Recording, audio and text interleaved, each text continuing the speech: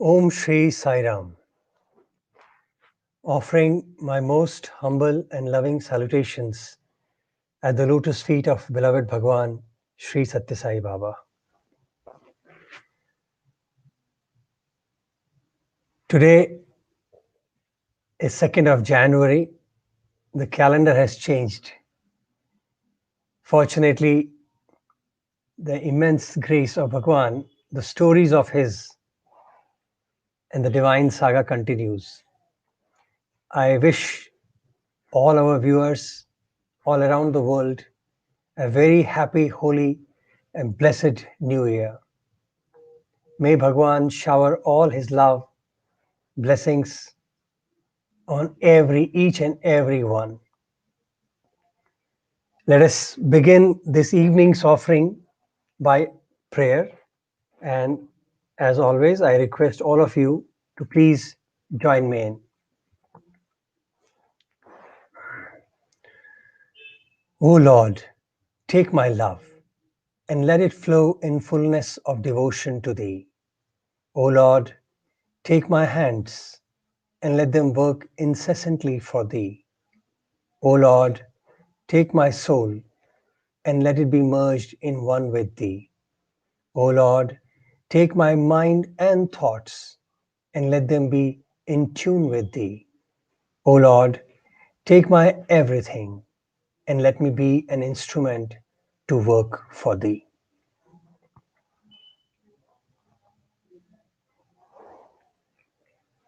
Sai Ram, and welcome back to this episode of His Story Through the Eyes of His Boys. We have been really fortunate and blessed to have so many of our brothers join us to sketch the story of the Master from 1962, when he formally started the educational revolution, if I may say so. A declaration done in mid-50s, materialized in the form of Sri Satya Sai Veda Shastra Pathashala, then Ishwarama High School, then Uti, Anantapur College, and Brindavan campus, then Puttaparthi Primary School, Higher Secondary School, and then the university. An amazing journey of avatar that he performed precisely as a human being, apparently looking like one, and showed the mankind how one should live, conduct, and sanctify our lives. Today, I'm again fortunate and blessed to have another brother of mine who was from his early years of Prashanthi Nilayam and also was part of the first batch of MBA. In fact, he was the first batch, not by the year, but by the era, even in Prashanthi, when the campus started. And there are many more things I would like this journey to continue. So let me heartily welcome Brother Prasad Katta. Sai Ram, brother. Sairam, Sairam, Sairam. Welcome. Welcome to this offering, his story through the eyes of his boys. Thank you, and Sairam. It's a honor to be on the show because this is for eternity, right? I mean, anything that comes on Certainly. internet nowadays is there forever. I've seen so many experiences of so many boys and so many devotees. I think it's a great opportunity to use the technology for ensuring that these remain for eternity. And thank you for the Certainly. opportunity. My pleasure. Let me introduce you a little bit to our audience so that they know who am I talking to today. Brother Prasad Katta joined campus, Vrindavan campus in 1981, where he did his PUC. Sorry, in Prashanti, did his PUC, and then went to Vrindavan in 83 to 86 and did his graduation there. And then again, he was brought back by the divine drama to continue his master's in business administration. our man management, being the first batch of MBA. And presently, Brother Prasad is in Dubai, United Arab Emirates. He works for Express Money, a global border payment company. He's the Vice President, Digital Payments and Business Solutions. He is also a brainchild for all these money transfers that we see today very comfortably done around the world by Western Union. So, Brother Katta, it's a pleasure and a great privilege for me to have you today. So please welcome again formally. Thank you, Abhi.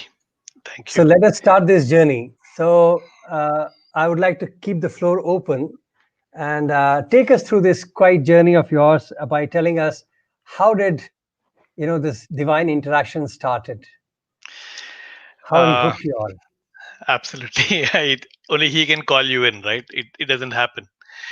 Uh, Basically, the first, rather, our family got introduced to Swami because of my m- mother's maternal uncle, who was introduced to Swami through some friends in a town called Guntur. And we lived in the town called Vijayawada. Okay, it's a slightly bigger town than Guntur, but basically very close to that.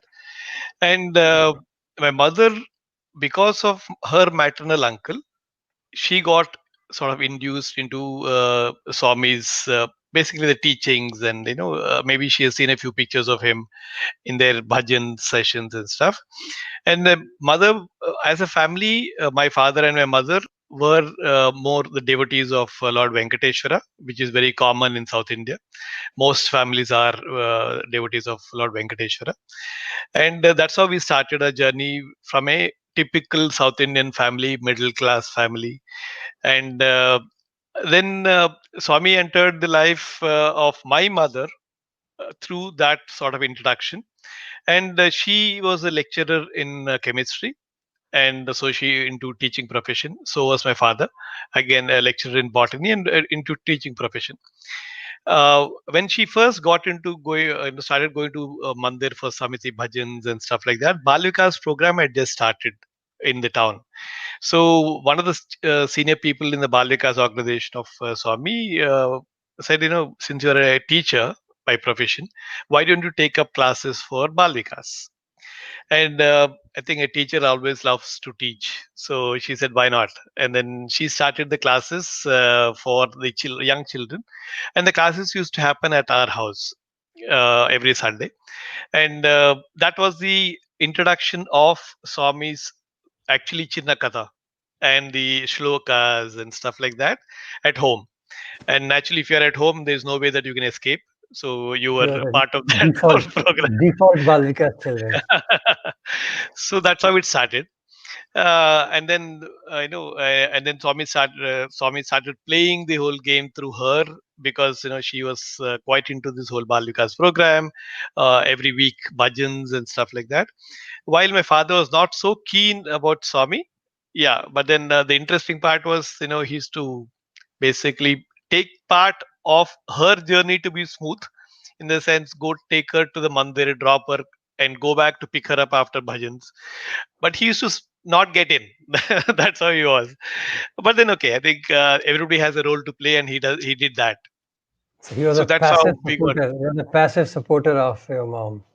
Absolutely, absolutely. So Excellent. that's how we started. Yeah. Wonderful. So I think your journey was kind of a Balvikas children and mom teaching Balvikas at home, and you grew from there. So Yes. how did that grow into your, exposure to Swami physically? What was the Yeah. first interaction? The milestone in that journey, I would say, was the Balvikas in 1980. 79, 80. There was a major Bal Vikas event that happened across all the districts of Andhra Pradesh as a part of the national sort of a program. And each district in Andhra Pradesh was supposed to create a program that would be presented to people. And Vijayawada being a major town, uh, Vijayawada was, where every program was happening. And should I look up or something? It's okay. No, no, it's fine. Perfect, perfect, perfect. Okay. So basically, that's where all the programs were happening, and people were coming in from all the districts presenting their own programs. So, which was a good thing. And I was part of a drama called, which was basically about Ramayana and the devotion of Lord Hanuman with Lord Rama. And it was all about Ramayana and the bhakti of Lord Hanuman. So I was playing the role of Lord Rama in that, and a few cousins of mine were all part of that same drama. And it was an extremely entertaining drama because it was small little kids doing everything. And of course, I was not a small kid. I was in my, I think, ninth or tenth standard. But there are lots of kids who were there. So it was a very lovely, cute drama that was happening, and people liked it. And suddenly, because of that, I think I started getting noticed amongst the Bal Vikas community. I was quite active in the pre-Sevadal as well, doing a lot of service activities in the Malvikas with the pre-Sevadal people and all that stuff. So it was quite an interesting journey. And with that, I would say you got into sort of a limelight because Lord Rama was the hero, right? So you become the hero in that sense. So so people started noticing me, and I was involved, and then oh, you were also part of that seva activity and all this stuff. That's how it started. And then the year, I think the same year, there was this National Balvikas program that was happening in Puttaparthi. And then that was a break. Actually, the first time I had a chance to see Swami closely. So There was you a came march as a past. group to Parthi to perform. Yes, Okay. not to perform the drama, but then whoever was part of the any programs there were involved to be a part of the march past. Okay. The Valvikas rally march past. Yes, yes, yes. Correct. Okay. Yeah, yeah. I was also So there. Yes. okay. So we were part of the rally, and then unfortunately, what happened was, you they were because kids were coming from all over districts. So the only time they were all getting together was in Parthi. And going by the perfection of the Balikas teachers, they made everybody stand in a line, and then they suddenly realized I was too tall. They said you can't be a part of the rally because you're like odd man out. So I was out of the rally. And I was crying. I said, "Come on!" I came all the way for this. All my cousins were there, except me, and I thought I was a big hero, right? So, so everything got shattered, and my mother could do anything, but she said, "If it's a rule, it's a rule. You're too tall, so you can have a darshan, and let's go back." And I was crying and crying, and suddenly next day morning, the chief convener of Bal Vikas, she comes across, and she says, we have all decided that we should have a one representative Prasad, per state will go on the hmm. Garland Swami. Yeah. There was a kind One of a representative. delay, and Is there yeah, disturbance? there was a kind of delay. I don't know. Is it okay now? I hope it's okay. Yeah, yeah. So they said, okay, we will choose more than one students, one person from each state, and they would go and Garland Swami. And but all the kids who came along were all in the rally, except for me. And one of the teachers said, yeah, there's one guy who's not joined the rally because he's too tall, so maybe we should consider him. And they came and asked my mom. Mom said, of course, it'll be a privilege. And they came and told me saying that you need to get up and be ready at this time. So I was not sure as to why, because I was not in the rally. And once we went there, then they confirmed saying, yes, you are actually going to Garland Swami because it's been decided that one child from each group will come. This was much later. Yeah, this was much later Yeah, in no the problem. university. Carry This on, carry was, on. Hmm. yeah, yeah. So basically, so I went across, and then I had an opportunity to go on Garland Swami, and I still can sort of get the smell, the perfume, the sort of the whole feel about around Swami when you're close to Swami. You can feel that love. You can feel, I don't know what, I mean, I don't have the words, but then I felt fantastic at that age. I said, wow. And I had a namaskar. I had an opportunity to garland Swami. So when you garland Swami, you're really close, right? You're really close. You can almost touch his hairs. So It was phenomenal. I mean, I would like, they say there are moments in life which change, and that was the moment. And okay, I went past as per the rule, and then went out of it, and then that's it.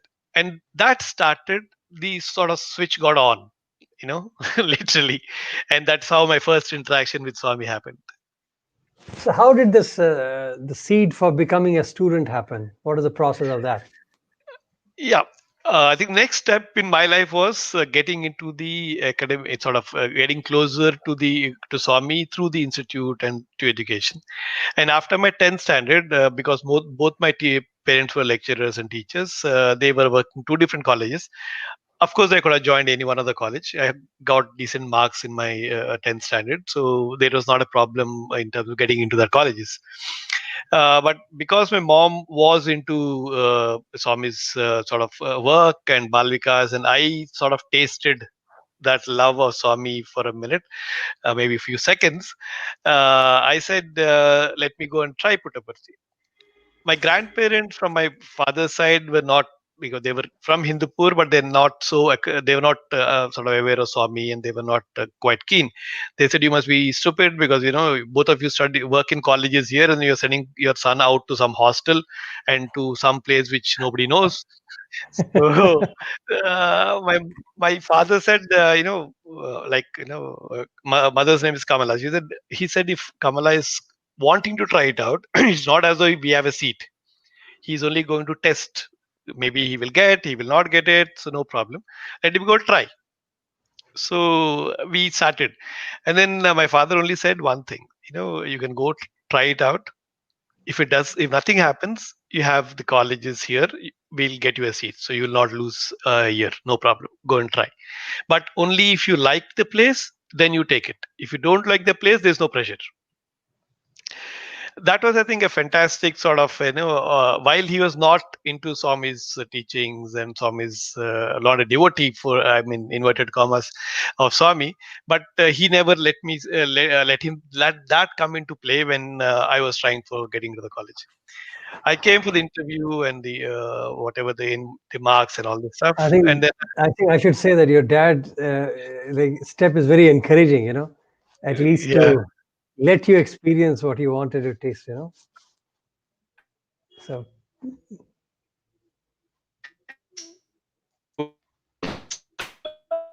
Prasad, your internet is fluctuating again.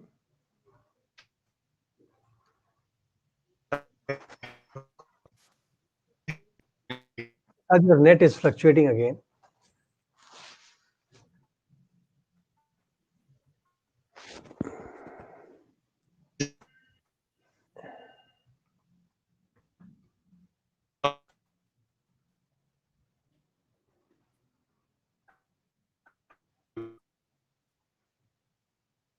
Sorry about that. I think his internet has got jammed up here. But he has another brother. Let me, till he comes back again, I will share something about his family. He has another younger brother. His name is Katta Bhaskar.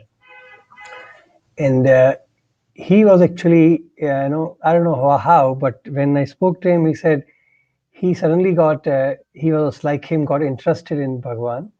And he somehow wanted to study as a young kid.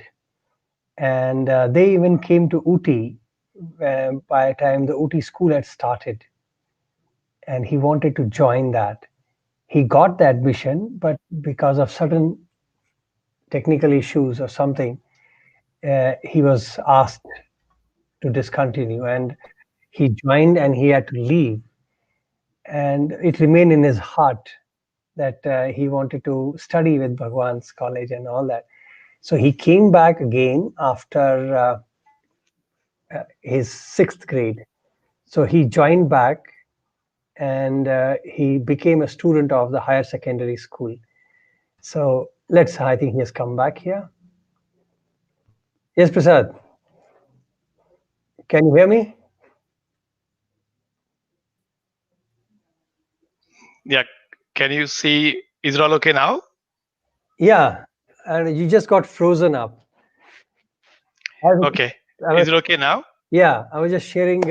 Bhaskar's journey a little bit, how he wanted Yeah, I heard that. himself, and then he joined again and higher secondary, then he continued his journey. So please Yeah. continue your, no problem. Yeah. So I came for the interview, and I got a seat in my first intermediate, as it was called then.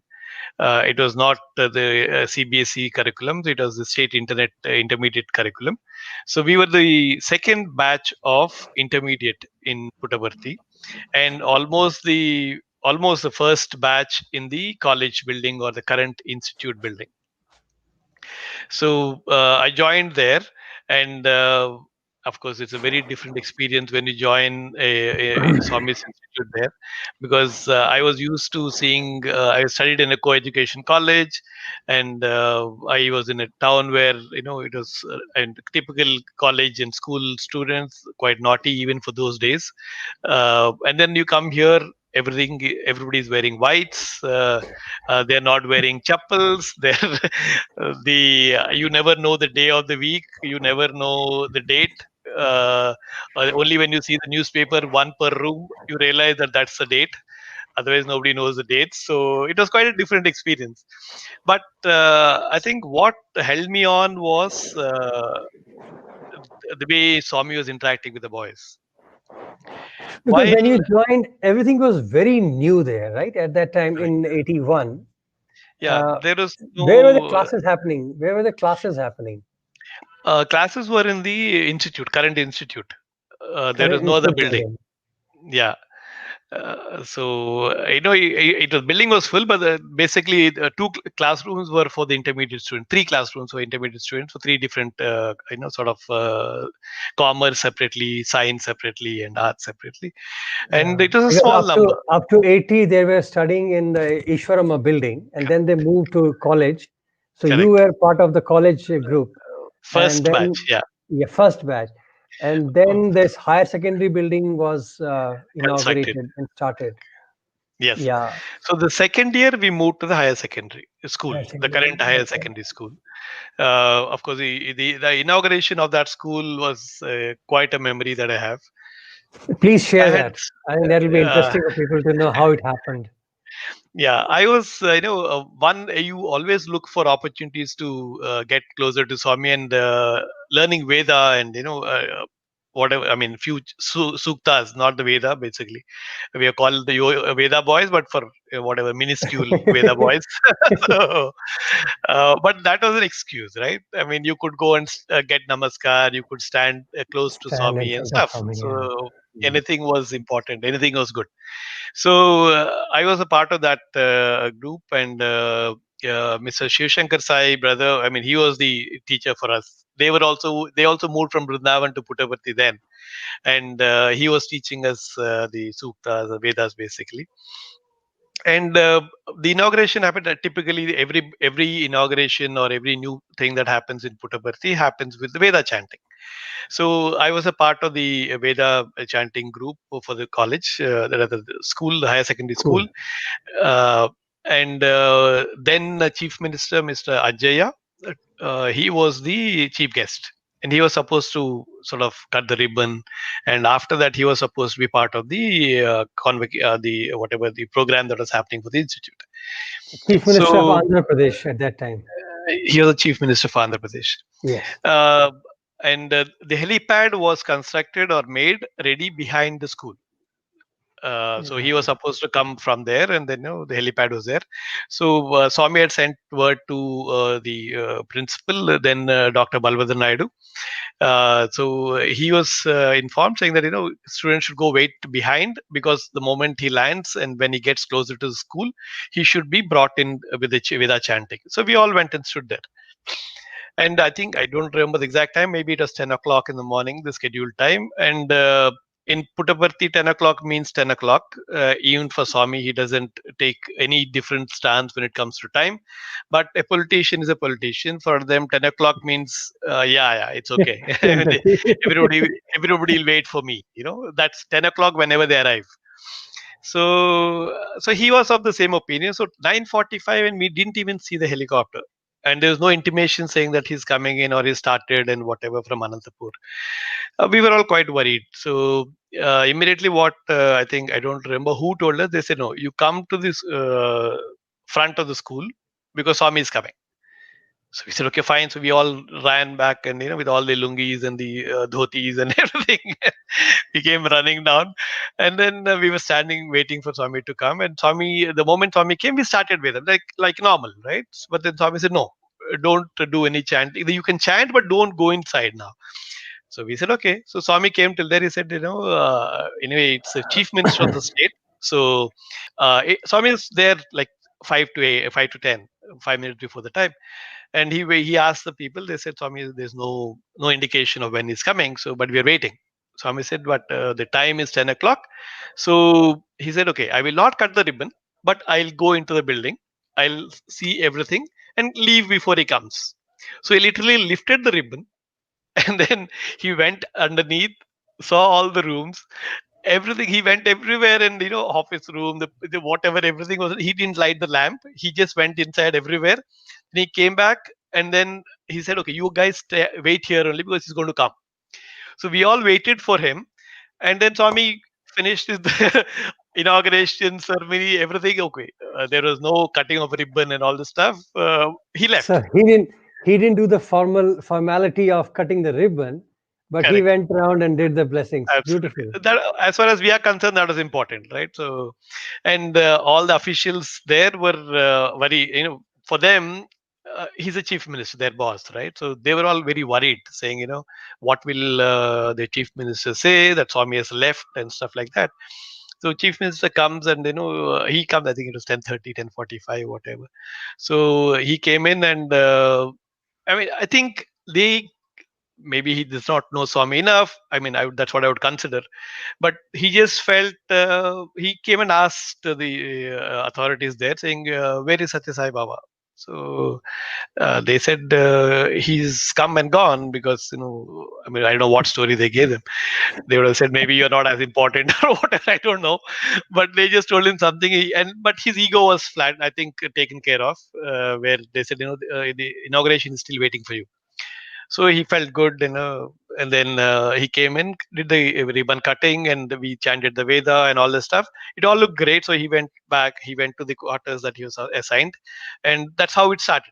So what I learned from that is that time waits for nobody, right? And Swami follows it 100%.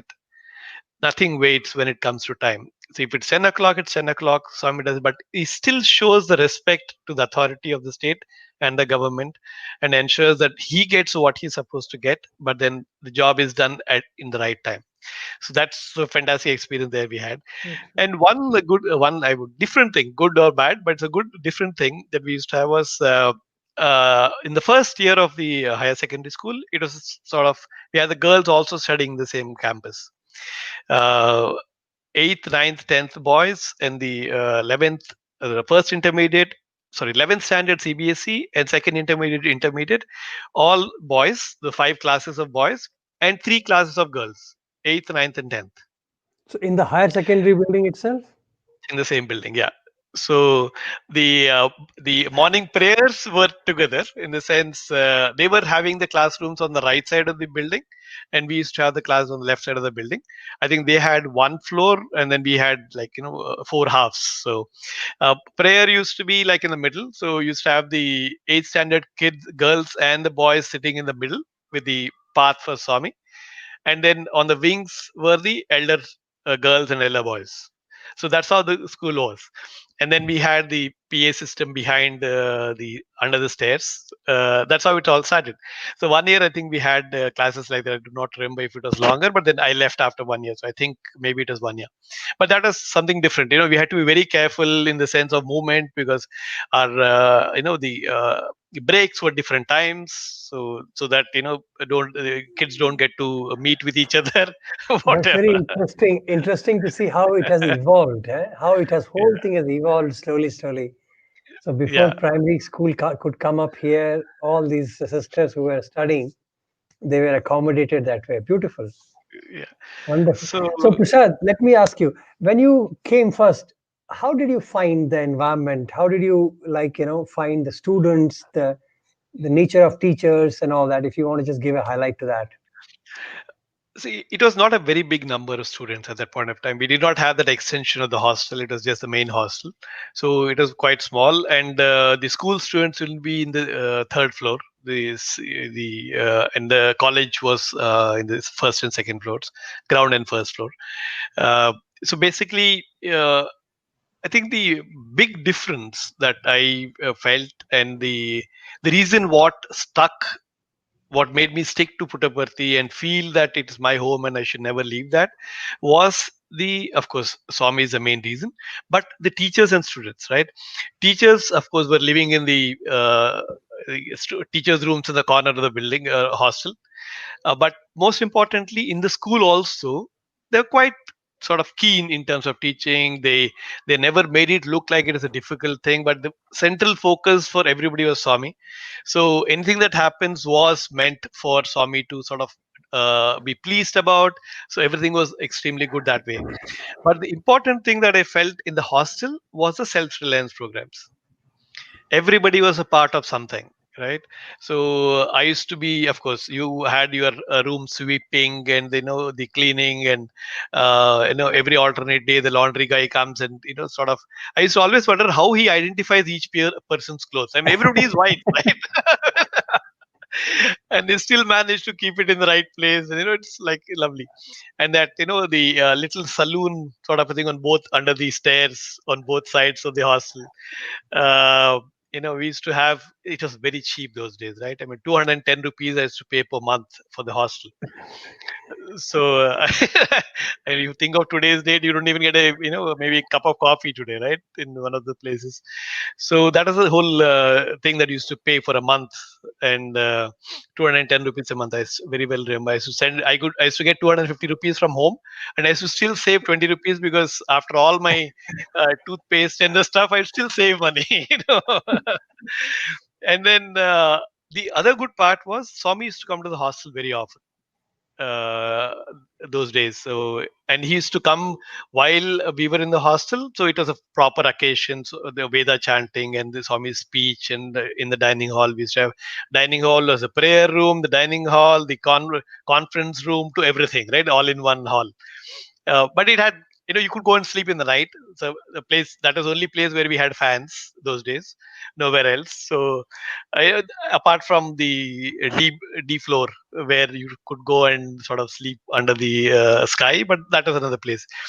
But the work, like serving the boys, chapati rolling, vegetable cutting, uh, It's such a garden. sweet life. Such a Yeah, sweet life. absolutely. Beautiful. And so as So part you were also involved with the mic system, like PA used to manage their mic system.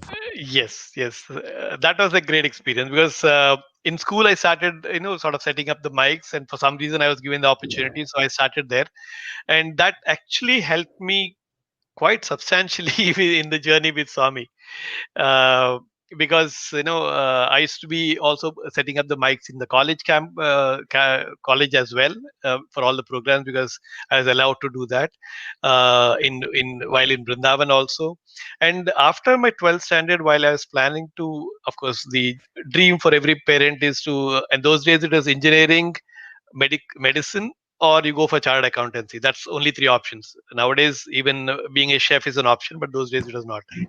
So, uh, I, of course, after enjoying Swami so much, there is no way that I would leave Swami. I think I need to tell you one thing in that space of my second year of my intermediate. Swami used to talk to me quite often.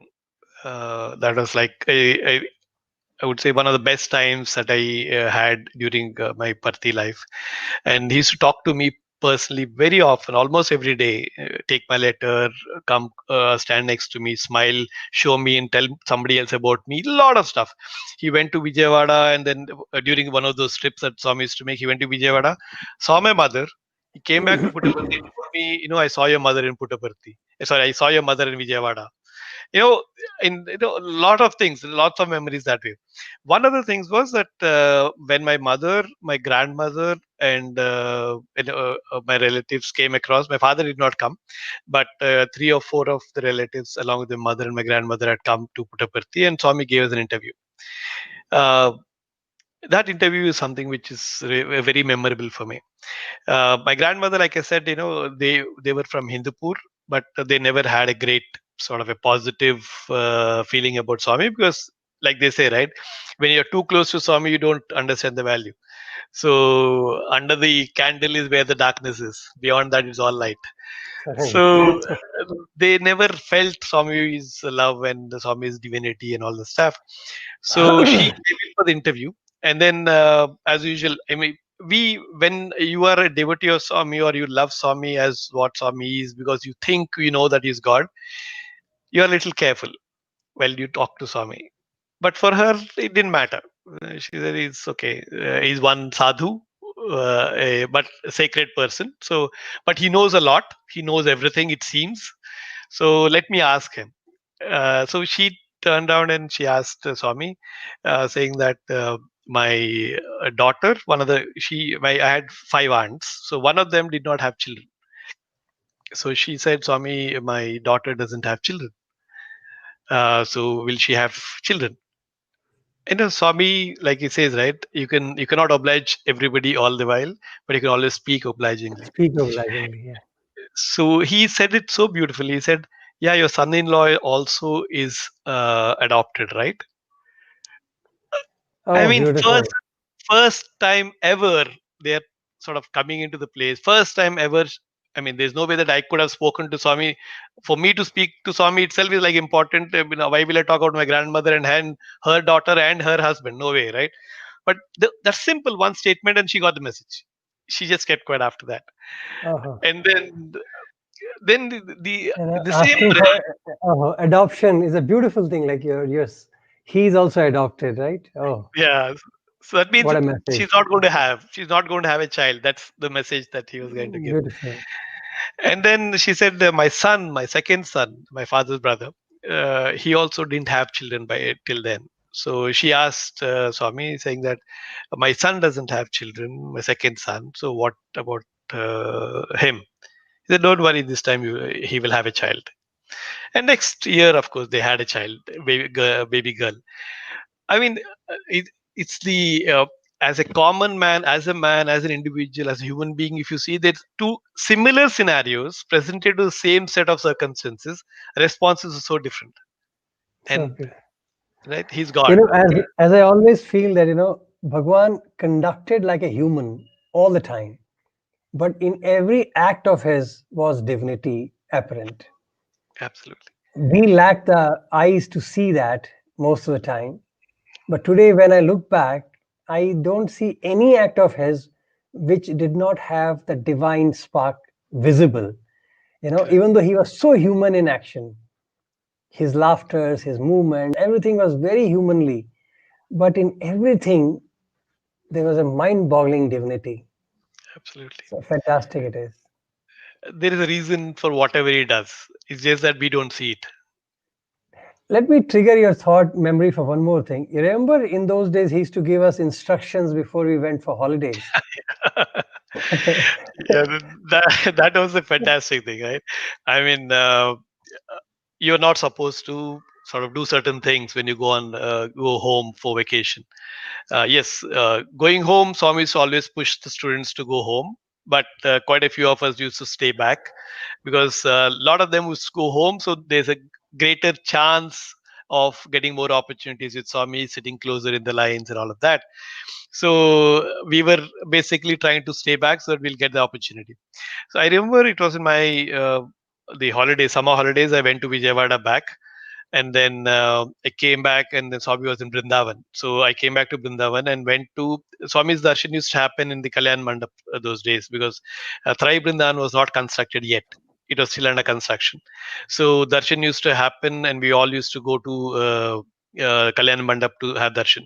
So by the time I got in from Vijayawada, the bus in Bangalore city, and then Kadugodi, and then you leave your luggage in the hostel. I rushed. I was sort of in the journey clothes. I just rushed, but because Swami was in the Kalyan Mandap, I entered the Kalyan Mandap from the back. Not many students, so I just entered from the back. And Swami saw me. He said, after I sat down, he said, "Come in the front." So I said, "Wow!" I mean, Swami is now speaking to me even when I'm here. Wow, fantastic.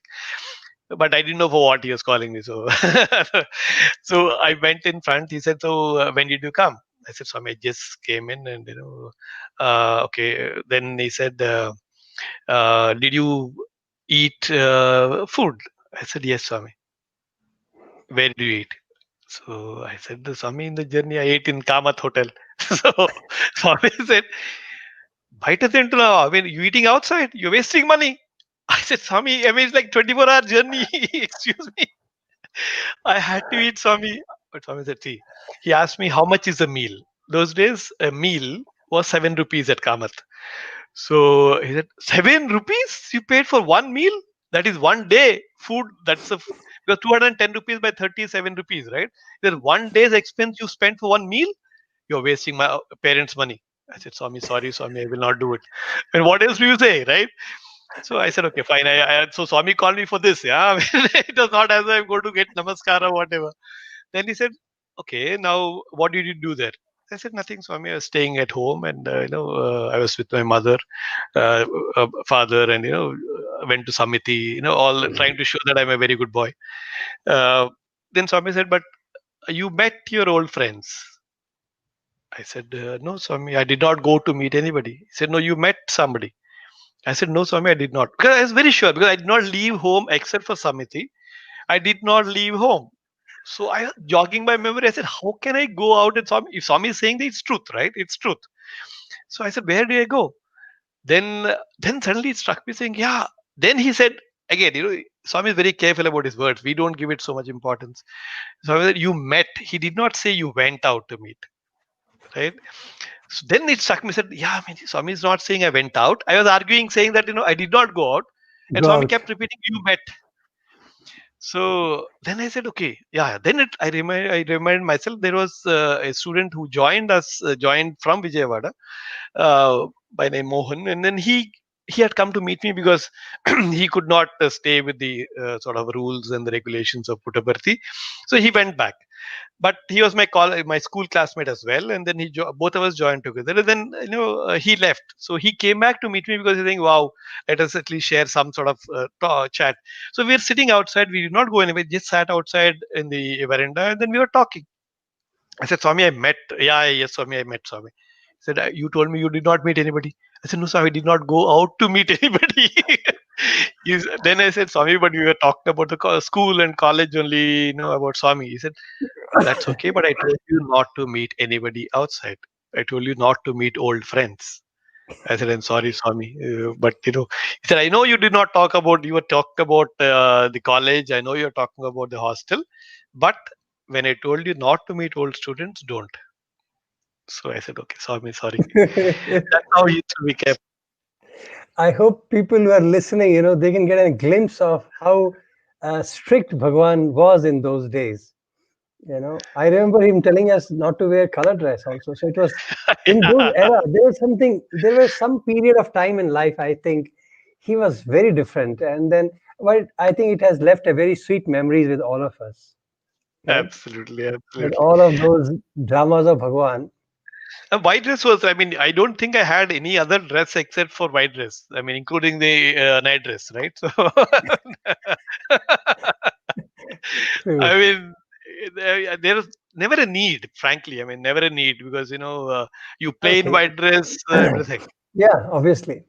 Okay, let me take you further. I believe you are interested in becoming an engineer. So how did that transition happen between you not becoming an engineer and getting into degree college? See, like I said, I did quite well in my intermediate as well. But then, and the objective when I came in my 10th, 11th standard was that I will finish my 2 years of intermediate and go back to do my engineering. That's the reason why I took the maths, physics, chemistry combination and did quite well. But then, once you experience Swami, you do not want to let go. So I told my parents saying that they sent me the application form for engineering exam. I did not fill it up. I said I'm not going to write the entrance exam. That my father did not like it too much. He said, "You said that you were going there for 2 years, and now you're not taking engineering." But then I explained to him saying that, I really like the place, like, and there is an opportunity of doing engineering after my BSc as well. So let me spend more time with Swami. And I think my mother managed to convince him somehow. And then I did not apply for engineering, and then I tried for the degree college. The tragedy happens and Swami tests, when you are really at the brink of getting mixed up with the reality and the love of Swami.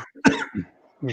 So I applied for MPC because I mean to the science curriculum, and then naturally when Swami tests you, but it's absolutely right time, right? So he just ensured that I did not get it.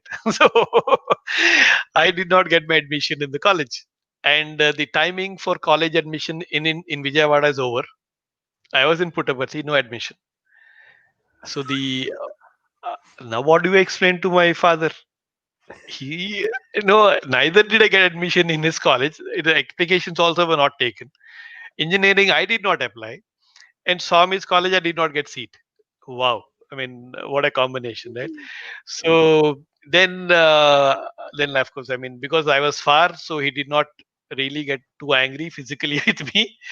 But anyway, he was not very happy. But my mother convinced him, and then I stayed back. Maybe we were the first few batches where the waiting era started. So after my 12th, I was waiting for Swami to say something, So I was waiting there, I think, for a month or two like that, and beautiful darshans in the morning. I used to stay in the old hostel, so used to see Swami go past for lunch, go past on the top balcony, For do the breakfast, lunch, Shivra, yeah. yeah, Hmm. and then do the Veda chanting and all of that. That is the only sort of a schedule you have in Puttaparthi when Swami is there. So, and then of course you are in that stage where everything had to be carefully done so that don't miss a chance of getting darshan of Swami, or an opportunity to tell Swami saying, "Please, Swami, I require a seat." But the problem was even Puttaparthi class had started. So I said, "Where do I get a seat now?" But something sort of made me believe that Swami will take care, and because if Swami had given so much love during my second year of intermediate, there's no way that he's going to let me down now. So that was just a confidence. And back of my mind, I said, okay, at the best, what I lose 1 year, right? It's okay. So that was where the back of my mind.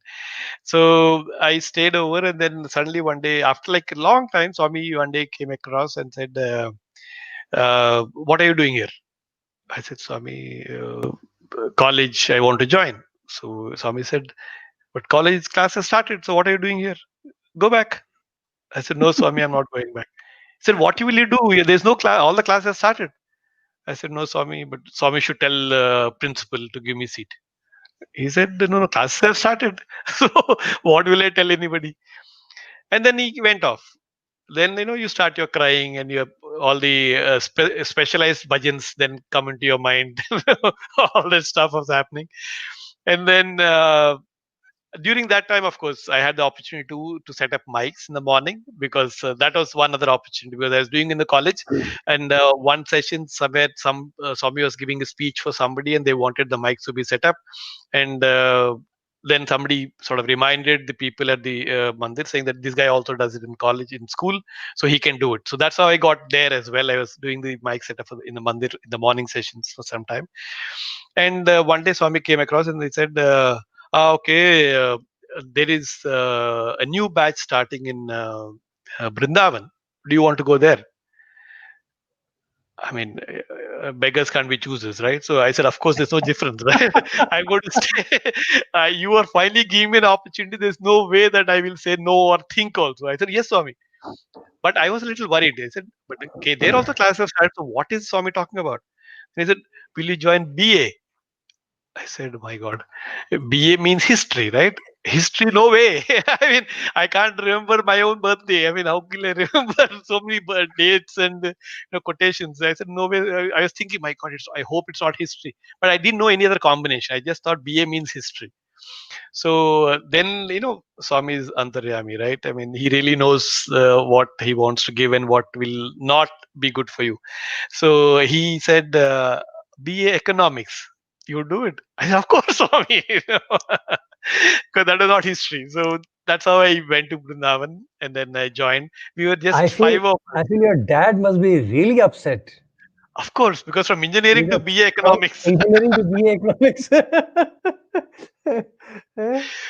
But I think he was very nice from that perspective. He said his feeling, I think, somewhere down the line was because he saw the students in colleges in the city, and he did not like their behavior, and he was very strict as a person from that perspective.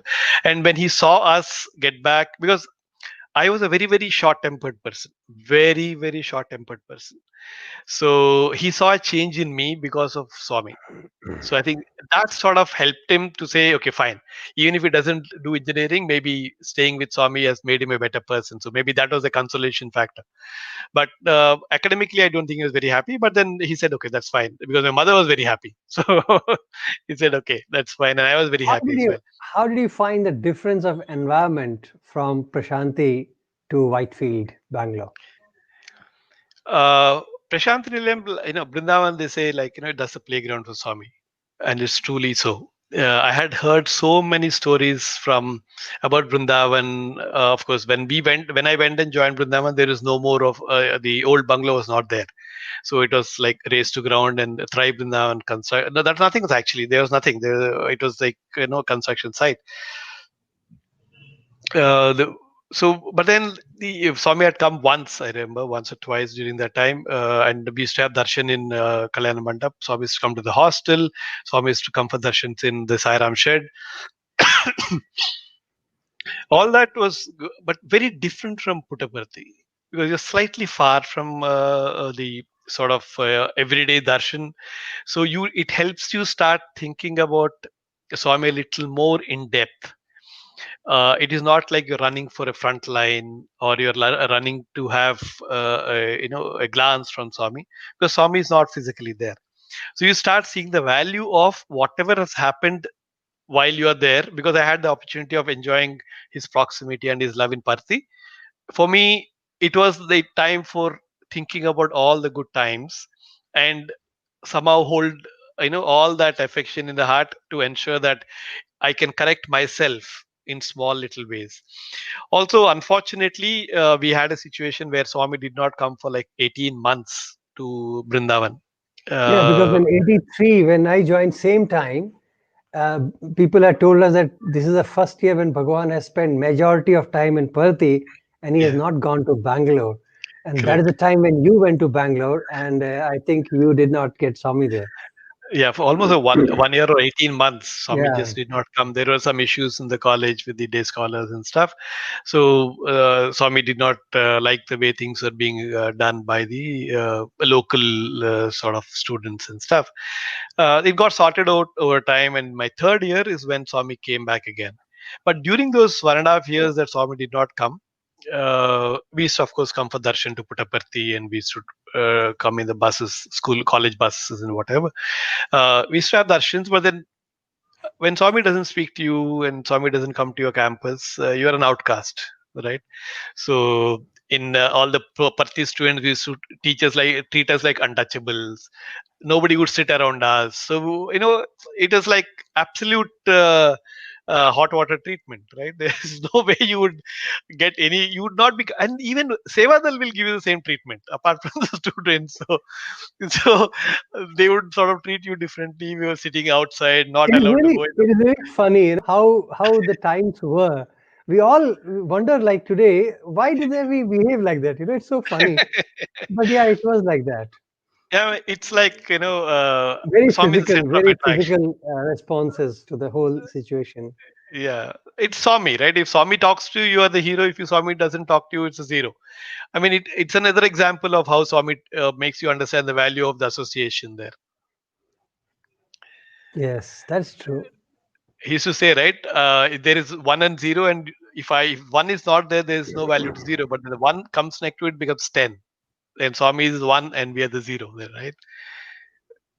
You So were that's how it is. witness. You were witness to the demolition of Trey Vrindavan, right? No, no, old bungalow. No, by the time most Sorry, of the sorry, old demolition bungalow, had old happened, bungalow. the construction of Thrive Brindavan, I was a witness to. Okay, It was a construction great of Trey. opportunity. Okay. Any So memory that how Bhagwan was there supervising or something? Yes, it was a fantastic time actually. That was a good time for us and lucky for all of us there. Swami used to live in, whenever Swami came to Whitefield, Swami used to live in the Rajmata's bungalow, Mhm. close in between Mandir, between the hostel and college. The Rajmata's bungalow was there, and that's where Swami used to live. So he used to come for darshans to Sairam Shed and then come to see the Sai Vrindavan construction that was happening those days. Uh, the construction was almost done, majority of the main construction, but then you have lot of details that have to be done, taken care of in terms of polishing, painting, then water and drainage lines being laid out, small hanging of fans and lights. A lot of this finishing work was still due, and and then outside also there's no greenery. It was all it was all mud and rocks and sand and everything. So Swami used to come every day, and then there was one contractor engineer, as we used to call him, Mr. Vimal Nathan. So he was in charge of the project. So and the timeline for starting the inauguration was getting too close. So he went across to Swami and said, Swami, I require more people so that the work can be done completed in time. uh, of course, he had in back of his mind maybe Swami will tell the students to come, but then he could not say students should come because we were all still studying and exams are going on. So I think one day he took sort of a little courage, and he said, Swami, we require more people because we require to finish work. So Swami said, who will work? So I mean, we as again, BA, we were BA third year, and we had our exams got over the first. So suddenly we were all there. Wow, we great opportunity. Like, why don't we try out? So we had gone and told Vimanathan before, saying that our exams got over. Please let us work. He said no, unless Swami tells okay, I cannot. So he took that opportunity and said that, and he also very generally said, Swami, some students' exams are over. You know, everybody is careful when you talk to Swami. There's some students' exams are over. He said, the exams finish aite parvaledu, ask them to come and work. So we are only five of us who went and started working. Then others also exams got over. Then Swami told, unless students come and help you, boys, only when the boys come and help you, the work will get done in time. So don't worry, boys will do it. So when we started, and then Swami used to come inside the bungalow every day, literally morning and evening, and he used to check out on everything. And all the students, that was like the hot place, right? So Swami would come there every day. So naturally, there's a huge opportunity for students to get close to Swami. Uh, Um, and then all the boys used to go and start only working inside the bungalow, because I mean inside the tribe Brindavan, because that is where Swami would come. But majority of the work was outside. So sort of the moat which was built around the stuff, there is a lot of work there. Then the pipelines that were being laid out from the building out into the place where it was supposed to be done, and the work from mandir, from Sai Brindavan to the back of the mandir, there are small little villas there. So that work was not done. Outside, all the stones are there, so none of that work was done. So me and a few of us, we along with a few of us, I used to also work there, and that's where Swami's love comes in, right? Maybe there were like 100 students inside the mandir in Tri Brindavan, and he used to just go past and quickly come out and give instructions and come back. But he would ensure that he would come most of the days that he came, and we used to always work in some odd place. He would somehow find us and come and give us darshan there. so he'll be under the I mean, pipe or something. absolutely. Sometimes under that, that you have that slope, right? Which you have from Mandir, from Tribundan, Swami comes out, there's a little slope on the left of the Hmm, building. So yeah. sometimes we used to work there, and you would never know when Swami is coming, right? So you're doing painting under the stuff and stuff. So suddenly Swami will come on the top. And again, we were not, I was not the sort of a chance boy, right? I was sort of the informed boy. So that he would not speak to me because, Brindavan anyway. So there was also a Parthi student who was with us. So he used to speak to them, but he would come up there and call out for him, just to be sure that, even I am aware that he's there. So I would come out and then have darshan. But every day he used to come. Every day, wherever we were, he used to come. Maybe back of the building, and that is what Swami's love is, right? When you're sincerely doing what you're doing, he's there for you. and I never missed one day of that as well. And then because of that, what happened, and inside work got over, all the students were asked to leave. Rather, they were not allowed to come inside anymore. But then the work that I was doing was all inside, sort of tough work. So engineer Mr. Vimalathan said, I think you should continue because you can finish all this stuff. So I was still hanging around literally inside the bungalow, while even on the date of inauguration. So Swami used to come, and then it was just few of us. All the hundreds of students were all asked to leave because there's not so much work anymore. But then, since we were doing some critical work and really helping out in places that others were not willing to do, we were allowed to come into the bungalow, to the mandir, and we used to stand there, and Swami used to come in. And the inauguration day was, extremely good. Of course, there's so many devotees, so many VIPs who would come and do all this stuff, and I had a great memory of the inauguration day as well. Everything was set, and the kitchen and dining room is an extension of the Sai Brindavan on the right side. So Mrs. Ratanlal used to sort of take care of all of that part. Brilliantly. We Yeah, all. correct. Mm, So I, I sort of, when I was doing some work there, and Mrs. Ratanlal called me, said, Katta. Of course, they were still calling me Katta those days.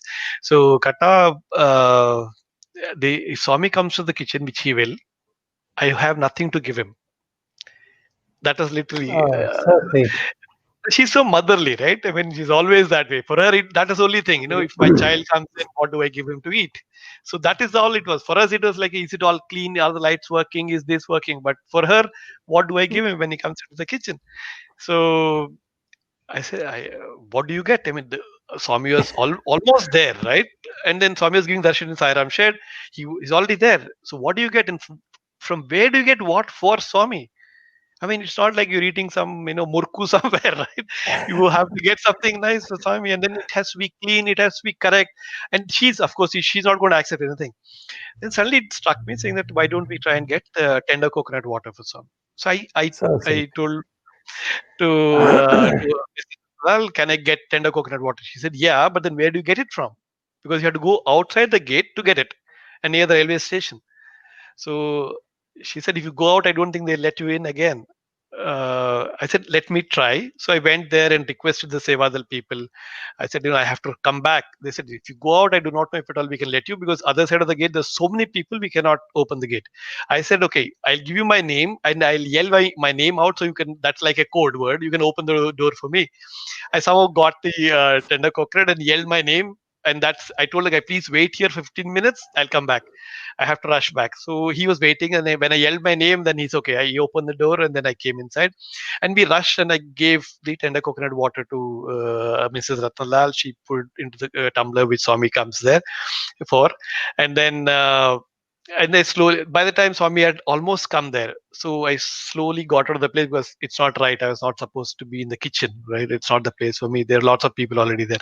So I just stepped out and came down. And after Swami went up there, I was curious. I naturally, because you feel that you've done something, and for me, Yeah, you it's want to something that I know. got from Swami. I got something for Swami. So I came down and waited, and then after Swami came down, then Mrs. Zatla came and specifically told me, Katta, Swami came to the kitchen. I offered him tender coconut water. He drank a sip. For me, So wow. sweet. So that was a great memory for me from that place. How Bhagwan gave, I think same time he gave you khaki dress also, right? No, that was later. Actually, it was Later? before. Okay. It was before. Before Khaki dress was before. In my 12th standard, Swami had started in the summer holidays. Swami had started this Gram Seva program. When it was not called, it was called the village adoption actually. So But that was 83, right? yeah, 83, 83, 84 period. 83. That's what I was saying. Oh, that way.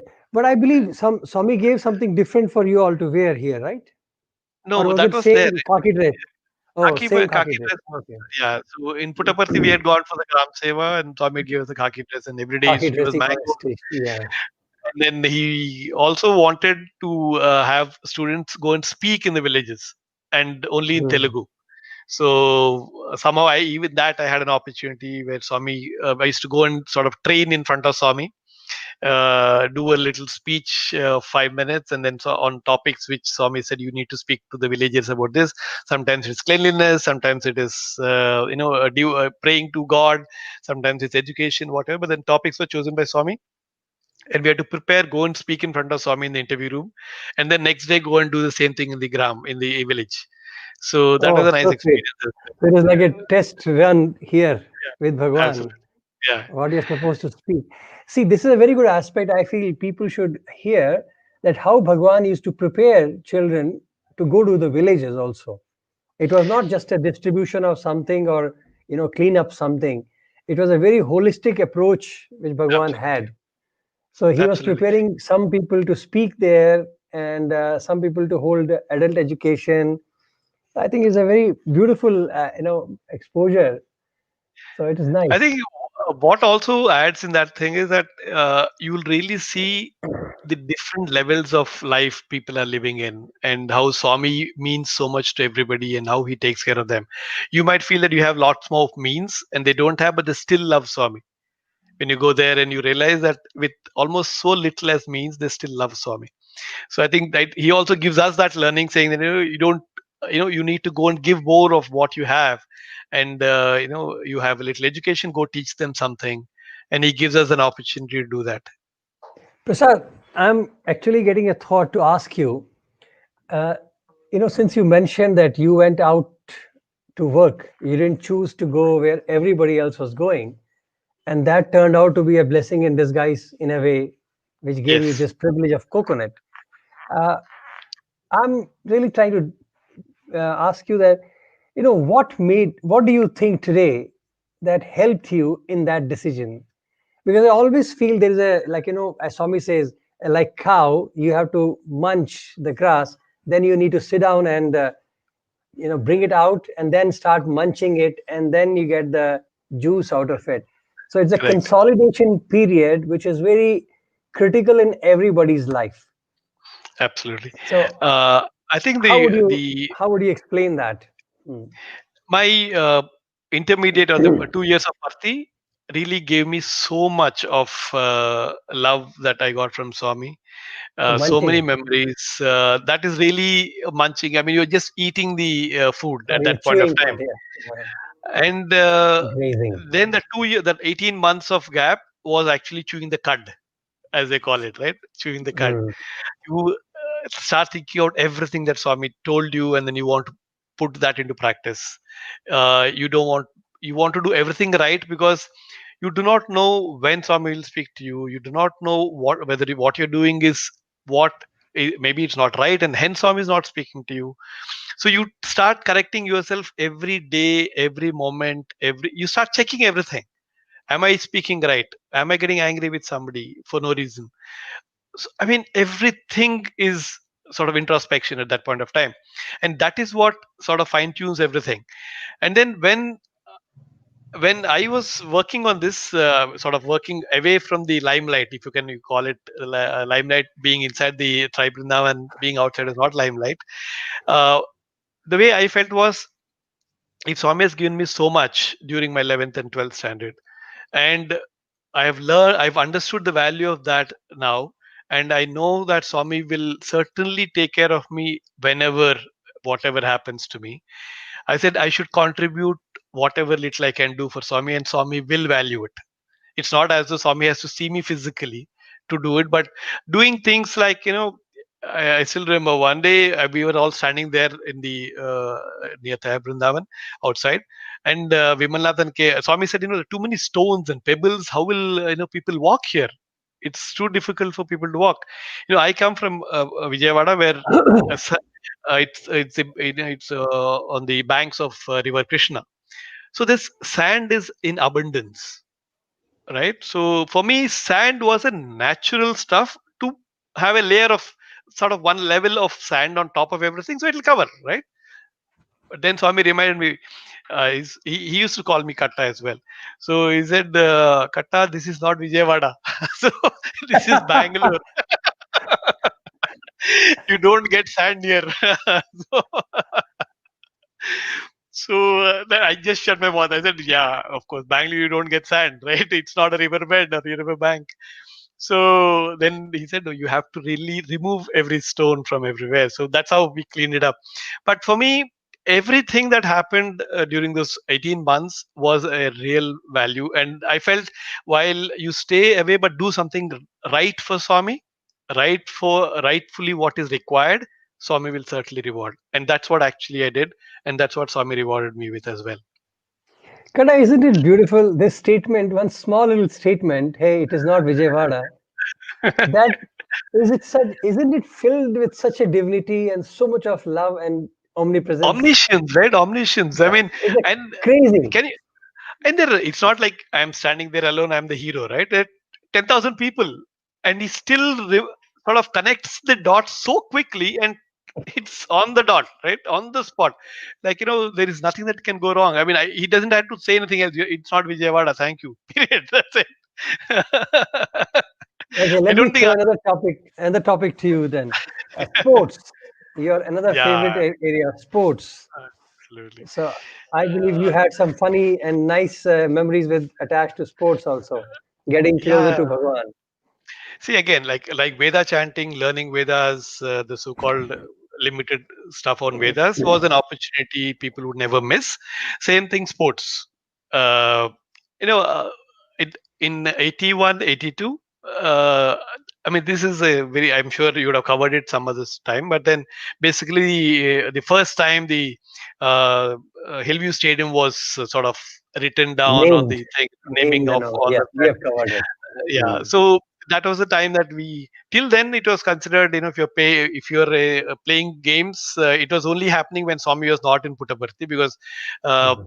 you're not an MBA, in the sense you're not a Madhura Bhakta. So Since those days you the MBA mentioned, was, yeah, please tell that because audience will wonder, like, what is MPA? There is a kind yeah, of a, the acronym please. MBA then was Madhura Bhakti Association. So there were people who were only devotees of Swami, and people who did not, who were devotees but playing games, means they're not MBAs basically. While So the MBA MBAs program were started in MBAs have to 1986. be looking like Madhur Bhaktas all the time. Yeah, yeah. I mean the serene look, and look into air as far as possible, and walk slowly. All of that was there. And if you're a sports person, you're like, of course, those days actually you were wearing shorts to play games. Yeah, initially yes. For two Yeah, years you played with correct. shots. Yeah.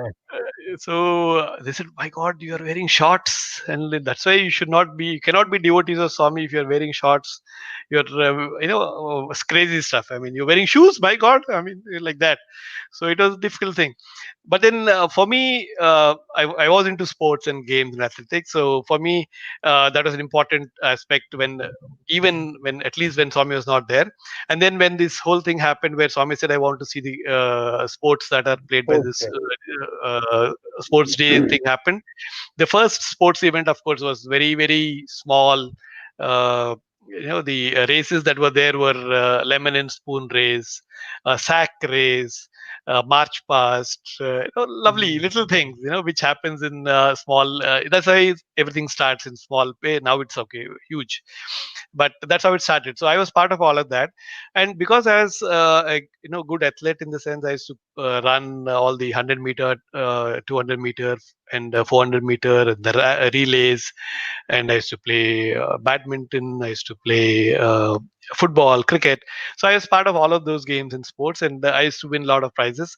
Again, that was an opportunity because Swami used to give us small little giveaways from Mandir. He used to get them from Mandir. No shields and cups and all of that. It was nice gifts from Swami, perfumes and soaps and whatever Swami used to give. Yeah, But that's all that very aside, it was namaskar, right? It was namaskar. So that was the important part of the whole thing, and that was a great start in sports. And Brindavan, of course, when Swami was not coming, or anyway, Swami used to come rarely also otherwise. So that sports thing sort of even got better in Brindavan. I used to represent the Brindavan campus in a lot of events. And one of the significant thing that happened while in Brindavan for the college was I came to play football in Puttaparthi, representing Brindavan campus. And during the match, I got injured, and There was no way I could have even walked across because my knee got injured seriously. And next day was one of the key tournaments of badminton, and then I was a captain for that. So there's no way I will not attend that game.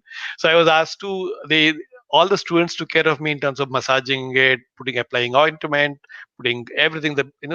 Those days infrared ray was being done. Yeah, this was the days. Correct. Yeah. I mean, Swami used to enjoy everything. I mean, see the shamiana, the background, all that, right? So it was so little and so small, and Swami used to enjoy so much. Oh, Uh, I know sweetest when memory. absolutely the lemon falls off the spoon, and Swami is like, oh wow, it's like a major thing, and somebody falls off the sack while they're running. So beautiful stuff. And Swami actually had to wear chappals and come there because there's no proper stadium. So Swami has to wear chappals Yeah. and come so that he's at least protected. So Now you continue with your story with the sickness. Yeah. I got sort of injured, and then I got, of course, yeah, it was an injury of football, and that stopped me from playing games at all in my first year of MBA. And while I got into my last semester of MBA, again, that was the last chance that I could have had an exposure to the sports and athletics of Swami's college, and again, which means the last opportunity to get a namaskar from Swami getting the prize. So I said, okay, I should somehow get one prize. And one of my favorite athletic events was the triple jump. So I did that and somehow managed to get the third place in that. Sorry, second place in that, which means I would get a prize and from Swami. So I was happy, and that was good. But point was, my knee was completely finished. I couldn't stand, I couldn't sit, nothing. So I was then taken to the hospital directly from the playground. And Dr. Alreja saw it and he said, what did you do to yourself? I mean, it's completely smashed. So what are you doing? Because the ligament had torn, cartilage had torn, I think whatever was there was like not in the right condition. So then I think Dr. Alreja went and told Swami. Then they told me, okay, we'll give you a cast just to protect you for some time, but it requires surgery. So I went to sorry, the veranda for darshan in the evening, and then Swami asked me what happened. I said, Swami, this what happened. He said, what careless. That's what he said. I said, yeah. Okay. I mean, yeah, careless, but then that's the only way to get a namaskar, right? So I said, okay, Swami, and then Swami, after 2 days, Swami said, you need to get operation done. I'm arranging for it. So you need to go to Bangalore. I said, okay.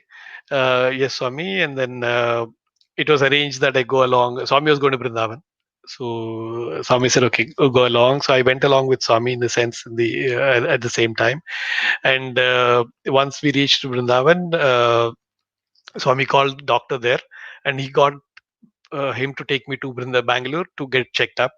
And then I went to I went to Bangalore to a hospital and for checkup. So naturally, I went like with the white dress, typical white dress with the cast on the leg, and I went. And the doctor saw me. They said you need to be operated. So Dr. Hegde was the person that who took me there, and he knew a lot of doctors in Bangalore because he was the principal of the medical college in Bangalore. So most of the doctors who were working in Bangalore knew him as the principal of the college. So he had a very good sort of set of contacts with the right people. So I went there and they saw me, and then he came back and told Swami saying that has to be operated. So they will do the operation in the next 3 days time because the theaters were not available. And Swami said tomorrow morning operation. So I love that. Doctor Dr. Hegde, I mean, what can you argue, right? When Swami says tomorrow morning operation, it's tomorrow morning operation. So the whole thing about the 3 days thing and all this stuff was like gone into the wind. There no thinking about that. So immediately he came back and he told me, Swami has said that tomorrow your operation has to be conducted. So get ready. I said, what? Get ready by what? Doing what? He said, I don't know. But you just had to. I need to find the operation theater because in the hospital I was in, that operation theater was not available. So he had to find another operation theater. So the doctor that he chose for the operation, we can go there and do the operation. But it was all arranged. I got operated. It was like those days there is no pinhole surgery and all of that. So I have like 28 stitches on my knee, and all of that was done. It's a major surgery those days. I did. They did the ligament. So the cartilage tear was taken care of. Ligament you cannot do much. So I think they would have done some repair, but ultimately it was to be cured over time. So I was staying in the hospital there, and they I think for almost 8-10 hours I was not in consciousness because of the anesthesia. After I came out of it, I realized that or the next day or so, I realized that I don't have anybody to help me, nothing, and I did not inform my parents because uh, you know uh, somewhere down the line I felt I'm with Swami, so why should anybody else be distracted or told about, and they will get worried and all of that. Swami will take care of it. So I did not inform my parents. I was there, and then the second day I felt the discomfort because I could not even go to the washroom. So I did not know how to get help and what is it. And I was all thinking in my mind. And then the Dr. Hegde goes for darshan, and then I told him, sir, please take the small list of things that you need to carry for me from my hostel room. I will give you the list, and if you give it to one of the lecturers, they will sort of give it to you. He said, okay. So I wrote the list down and I gave it to him. He took it in his pocket. And for that, I also had given him a letter to give it to Swami, saying that what's the status and stuff. So he gave the letter and he kept quiet. Then Swami again called him. He said, "What is in your pocket?"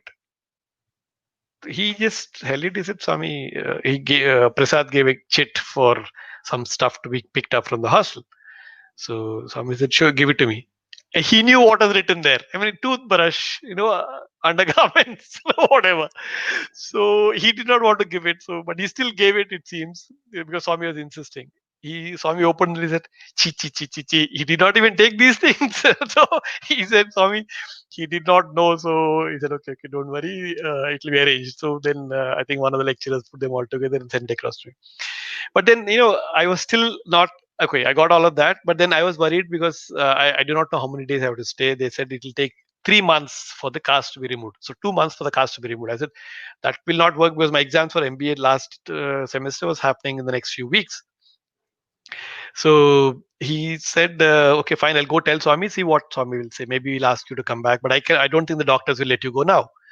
So the doctors, it seems he checked with them. They said nothing less than 1 week. He cannot leave from here for 1 week or 10 days. After that, he can go, if at all. But then into a place where he can be taken care of. So Swami sent a brother again from Whitefield to to sort of accompany me and be there in the hospital, so that he could take care of me during that time. Okay, everything is getting sorted. My things came in. Somebody to help me was there. Then the worry started when came completely conscious, saying, "Who's going to pay the bill?" I mean, You are thinking of money. You are thinking of money. because I was out in Bangalore, I did not. I mean, ultimately, because we are never used to paying for anything in Puttaparthi, right? You go to the hostel, you don't pay. I mean, you don't go to the hospital, you don't pay. You go to everywhere, you don't pay any money. So you don't carry money, you don't think of money. That is when I thought maybe I should call my parents or inform my parents for sending money. The next darshan, Dr. Hegde went and he came back in the evening. He said, "Swami has a message for you." I said, "Yes, sir. What is it?" He said, "You seem to be very worried about the cost of the operation, and who will pay the bill and stuff like that." Swami is saying, "Relax. You just take rest. Swami will pay all the bills." I didn't tell anybody. Yeah, I was just thinking in my mind. And then that's how Swami takes care. And then I do not know how it was managed, but basically I did not pay a penny. But the point is the peace of mind during that time. Swami just said, "Tell him to take rest. He should not think about money." Beautiful. Beautiful. See And then how I moved. that's why I said initially that every step of Bhagawan was so human in his Correct. apparent behavior, but it was so divine, filled with his Love, omniscience, actually. love and Love. omniscience. Beautiful. So then Okay, let me. Oh, sorry. Continue. Finish the story. I No problem. moved.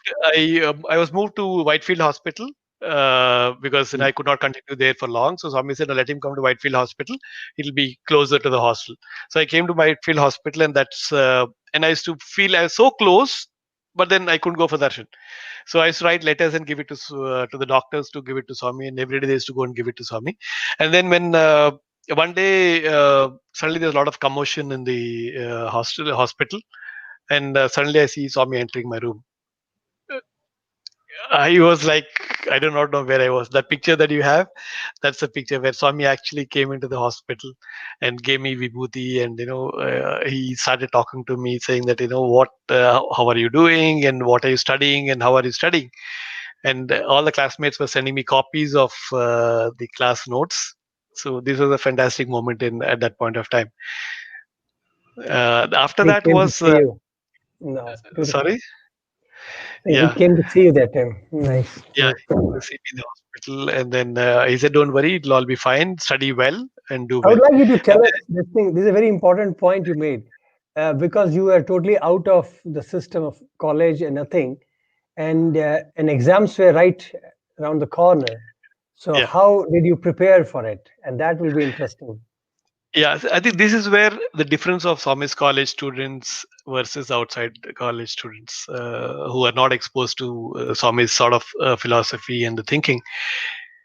In college you always have competition, right? Who will do better than somebody else? But in this case, while I was in the hospital in Brindavan, every week I used to get carbon copies of class notes and the important points of each subject that my classmates of MBA would sort of write down. So each of them had taken one subject, I suppose, because the handwritings were different. So they used to have one paper under their own paper with a carbon paper. Those days, carbon paper was being used. So they used to write it in their notes, and that used to be the copy. All of that was bunched together and sent to me on a weekly basis for me to study. And when Swami came, I showed that to Swami, saying, Swami, my classmates are sending me all of this. This is how I'm preparing. He said, see, he was like very pleased because he saw how well the other classmates were helping me.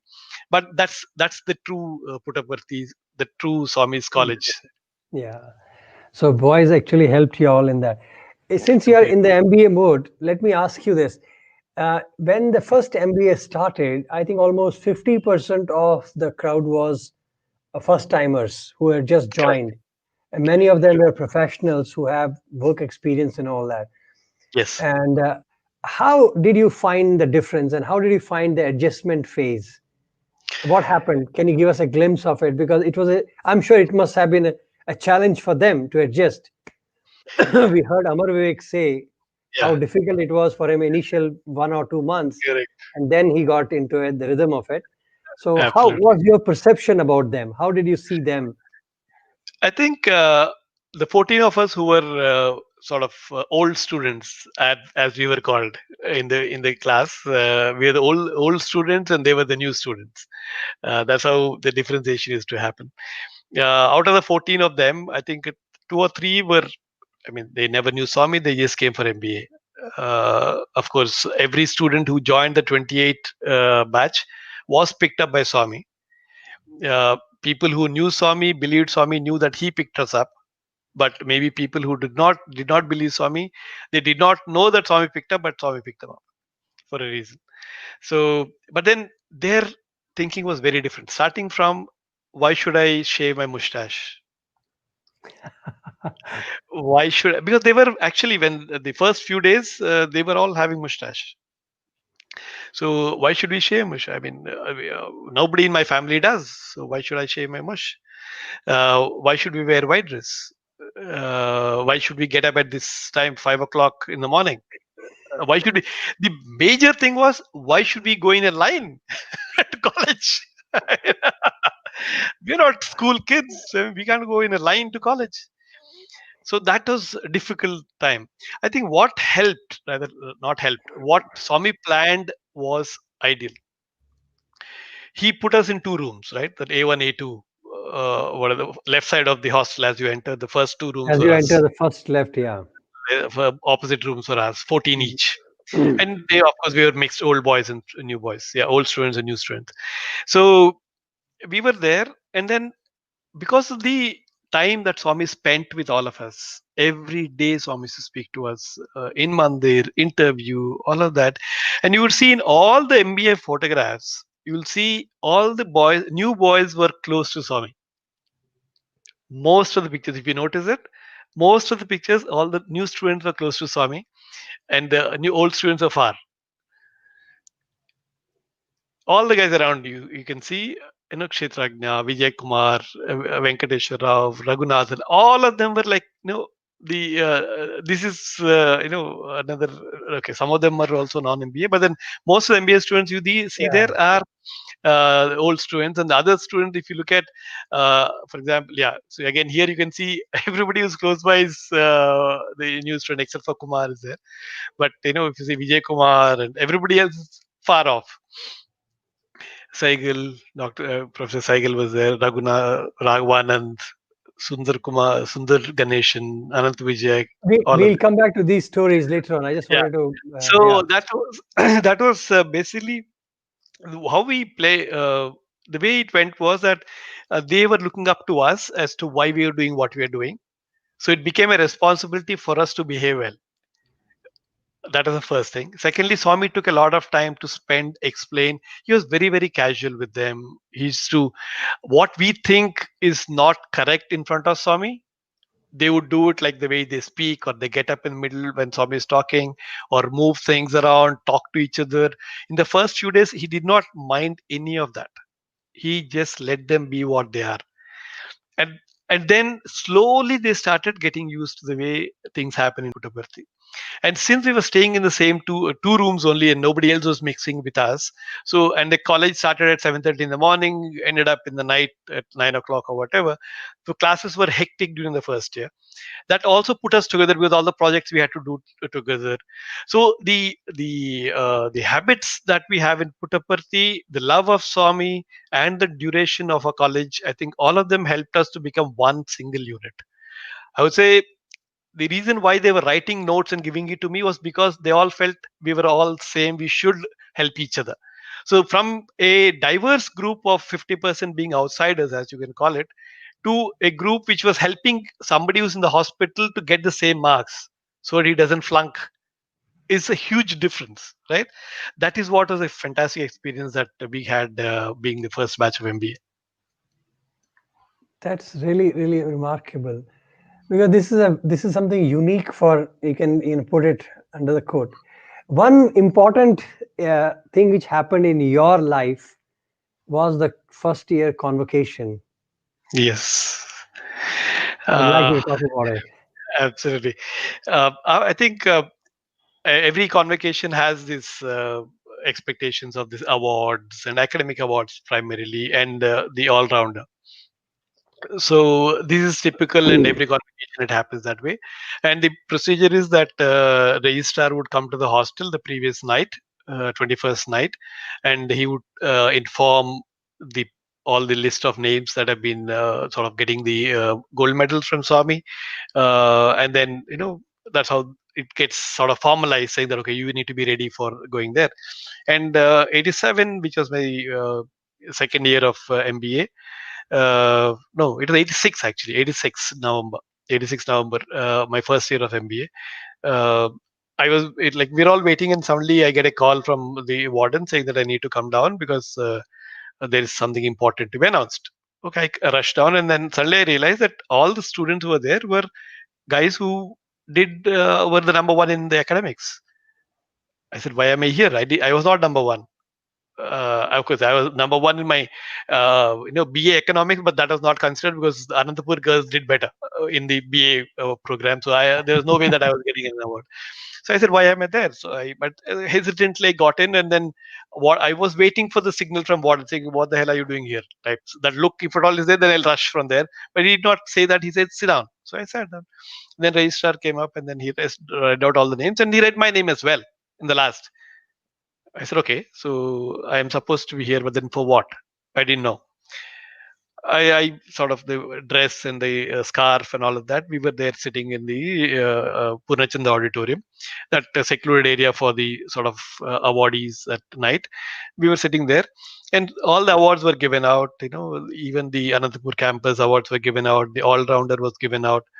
I was the only guy sitting there, and for nothing. I mean, what is there? I was so, And you so had feeling no nervous. idea till then? You're No, on no, the stage and you had no idea? no. I was not on the stage. We were at the in front of the Back end. stage, front Yeah. of the stage, Okay. sitting in the front. But I didn't know what I was there for. I was Okay. asked to come, but I did not know for what. Because naturally, all the academics was over, all rounder boys was over, all rounder girls was over, everything was over. So what am I sitting there for? And then suddenly there was an announcement saying that the first time Swami has instituted an award for good behavior. But I was in such a, I would say, blank, because I was so worried, ashamed. Everything was happening because I was the only guy sitting there. And then I thought this was another speech about talking about behavior that Swami is talking about, because after that must be leading to his speech where he's talking about students and good behavior and stuff. So I was just sitting there, and suddenly they announced uh, this award has been instituted for good behavior, and the person who's going to get it is Katta Prasad. I was sort of dazed, I was just there but not there. I do not know how I walked up the stage. I went up there. Swami gave me the sort of, put the medal on, and you can see my face even now. It's like a dazed face. I don't know where I'm looking. see the see the way my sort of eyeballs are like in the center, looking into nothing. So that really reflects the sort of shock I was in. But fantastic moment, and that's the first time it was instituted. I think it was there for 2-3 years after that, but after that it was not there again. So it was just instituted. I do not know Swami's grace, Swami's love. First time something like that was instituted, and I was lucky to have that phenomenal Today you look experience. so different from your young age. Yeah, Eh? yeah, 30 years, 35 years back. So 86. but but I think most precious memory, if I may say so, Absolutely, it's the most absolutely, precious memory with absolutely. Bhagwan, and such a privilege to be, Bhagwan initiating an award to acknowledge something like good behavior. I don't know if it was an acknowledgement or showing me the responsibility for life. So Okay, that is, let's talk a little bit about MBA. I wanted to hear from you. Uh, since now you have been at a very good positions and you are, you have traveled around the world in a yes. way, you have seen different industries, you're holding a very important position also in life. How do you rate, how do you understand the difference of MBA? I'm sure you must have hired many MBAs now from different places. So Yeah. when you look at your MBA from Prashant Nilayam, which is not formally tagged as any of the best MBA programs of the world, but there is something different. How would you explain to us the difference of MBA, and what is the focus which you felt was there, and how it has helped you that today you are able to, survive and do something extra? So Yeah. just give us a line. Sure.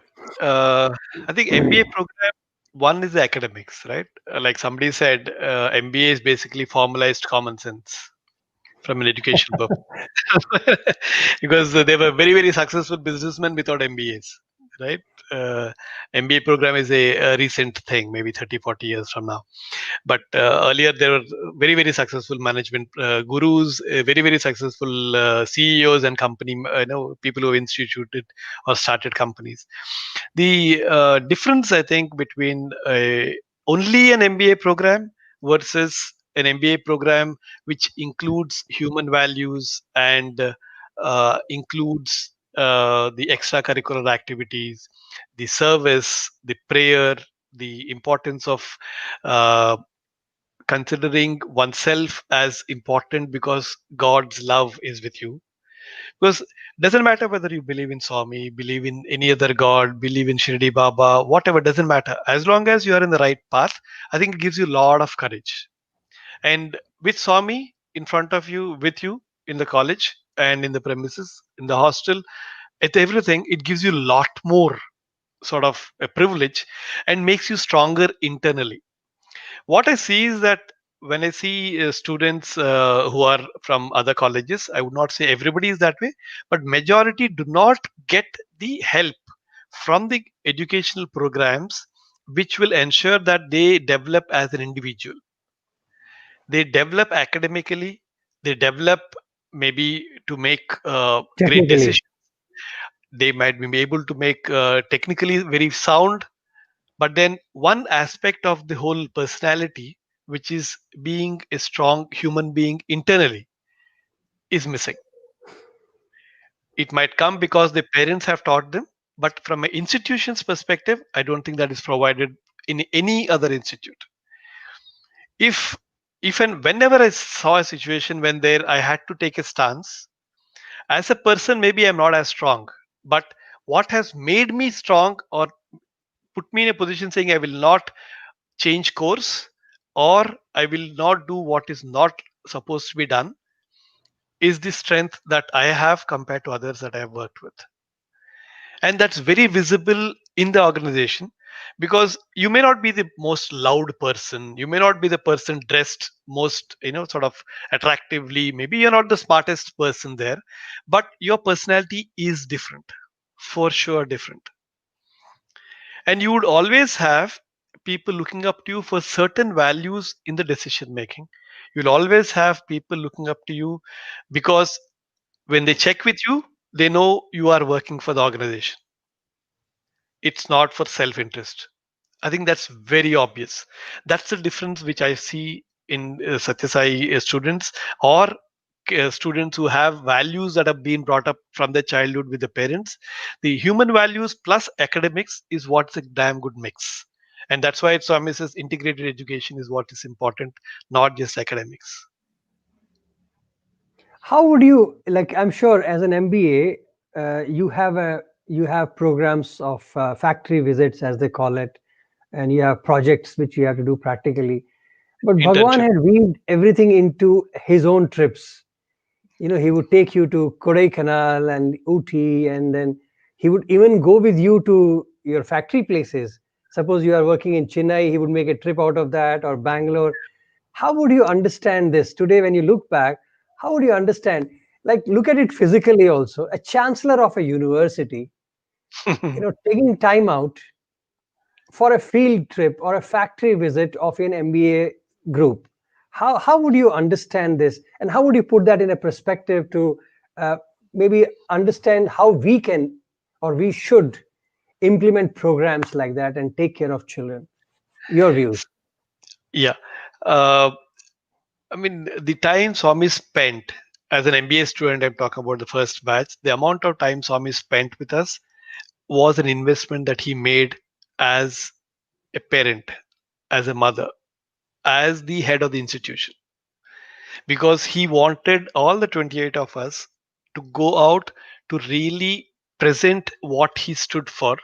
Because MBA program automatically gave us a license to be a management trainee or sort of get into the sort of a managerial positions quite quickly compared to a non-MBA. So he also gave that extra impetus so that we shrink the time of learning to ensure that we imbibe what Swami wants us to convey, carry with us outside. So if you look at the visits that we used to go to Brindavan, I mean, when we did the Bangalore visit, the first time, the factory visit that we did during our first year of MBA, he used to, he was in Bangalore during that time, and he ensured that he spoke to us every day after our college, after our field trip, Field every trip, day. yeah. So, I mean, what happens is if just considering, forget that he was, God Almighty, but look at Swami as an individual. He's got millions of things to do. He's a chancellor of the university. Why should he wait for you?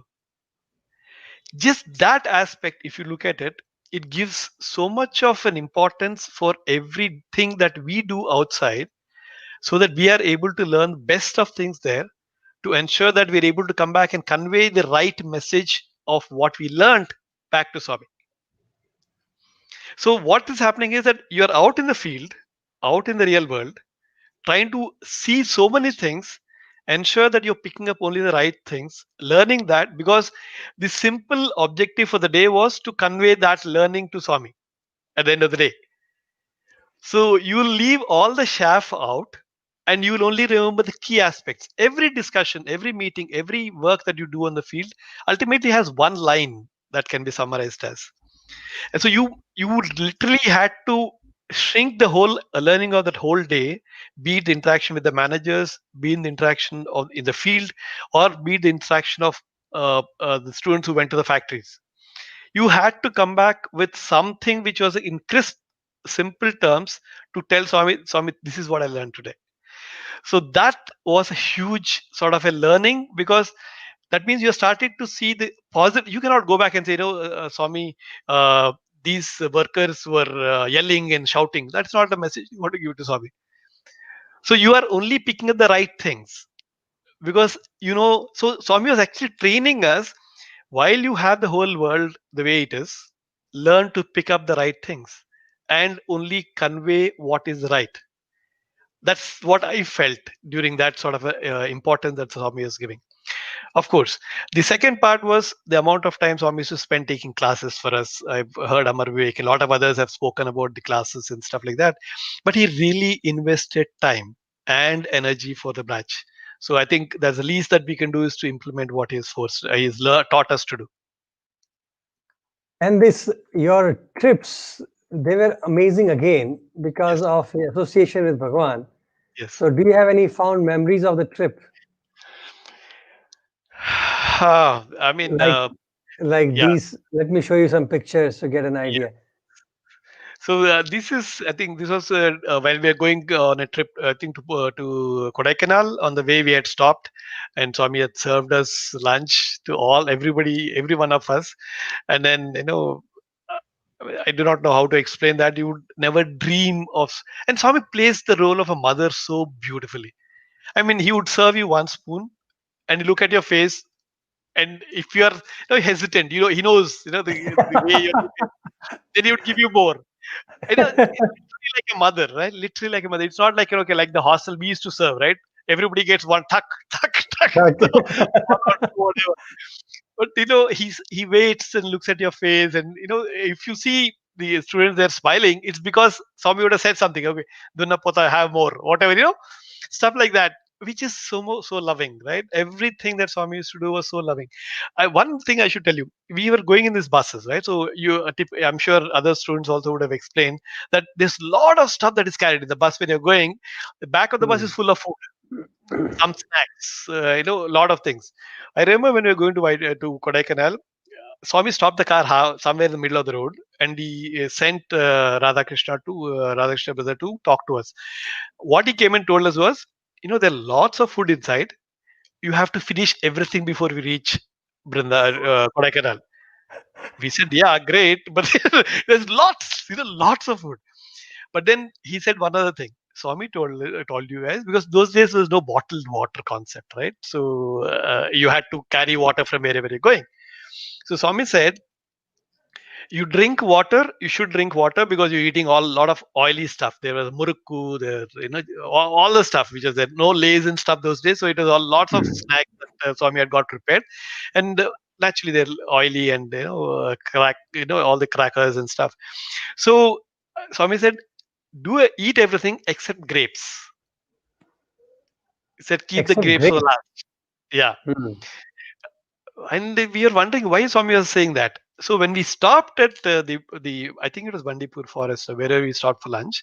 So Swami said, why I told you not to eat grapes is because when water gets over, if you're thirsty, if you eat grapes, it'll be okay. It'll help you. Oh, I mean, see the way Swami thinks. Yeah, I mean, so small little things, so and grape can compensate for your thirst, eh? Oh, beautiful, exactly. beautiful. So I mean, think of the mother that you see in him. He does not let. He's still thinking about the boys in the thing, right? I mean, you would love to eat grapes. What? Of course, there's lots of stuff to eat, but he said, "If finish everything else, then get to grapes last." So that's the way he used to interact. Did you ever talk to the new boys? I'm just quoting unquote the new boys at that time. How did they feel like Bhagwan coming into the bus? He on the way suddenly he'll jump into the bus and sit and travel with you all, or they were He too excited. Of course, they were very excited because that first 1.5 months, Swami had sort of got them into the in the right path. So they were all sort of. Of course, some people said, "Oh, maybe they did not tell us straight up," but I'm sure they felt, "Wow, Swami is like." so many people are looking out for Swami, and we are getting the opportunity to be too close. So the importance and that we are important people was also the feeling, whether they believed in Swami as God or not. But we were in the limelight, so that was enough. And I think slowly over time, maybe second, third month onwards, they started seeing Swami differently, because he used to interact with them in their way of thinking. No philosophy, nothing. Very, Yeah. very common language, layman's language, talking about education, talk about work outside, talk about the world outside, everything that was very practical. No, because we used to almost have interviews or discuss, interviews with Swami every day almost. So there's so many opportunities, and these boys were getting a lot of opportunity that way. So they got aligned with that. And over time, I think initially we were letting them go in the front. Over time, they were anyway going front. So there is no need for us to push them to the front. Because Swami also used to speak to them. So, it was lots of them who never knew Swami. Swami used to speak to them a lot. How, I'm just reminding of your dad, Hmm. since he was not so like he was always passive all his life supporting your mom. Yeah. Did he turn around at the end or not? Yeah, still, when did he turn around, or did it happen? I don't think it happened substantially, but because he passed away in 1988, my last, actually after the day after my exam, 2 3 days after my final exams of MBA. I mean, he was sick. I didn't know that, because he told my mother and my cousins, everybody, don't tell him now because he's in the final year of examinations, MBA, and if he gets to know, he might be upset and he will not do well, and that's not good because I may not last. So he knew that, so he did not want my academics to get spoiled when and then not have the completion of a of MBA program, which would mean that I will not be able to get a job, which means everything negative. So he did not want to me to get to know that, and he said he sent my cousin brother to inform me, saying that after the exams I should come back, because typically we used to stay back in Puttaparthi. So he came to tell me that your dad is not too well. He's okay. He'll be fine. But I think after the exams you should come back as quickly as possible. So after the exams I went to Brindavan, because Swami was in Brindavan. I went there, and the moment Swami saw me there, he called me and he said, "You have to go to Hyderabad. That's where my father was."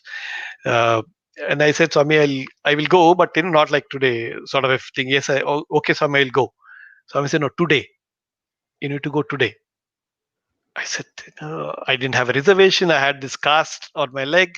I said, how do I go? He said, then he called somebody. He said, take him, get him a seat, lower berth.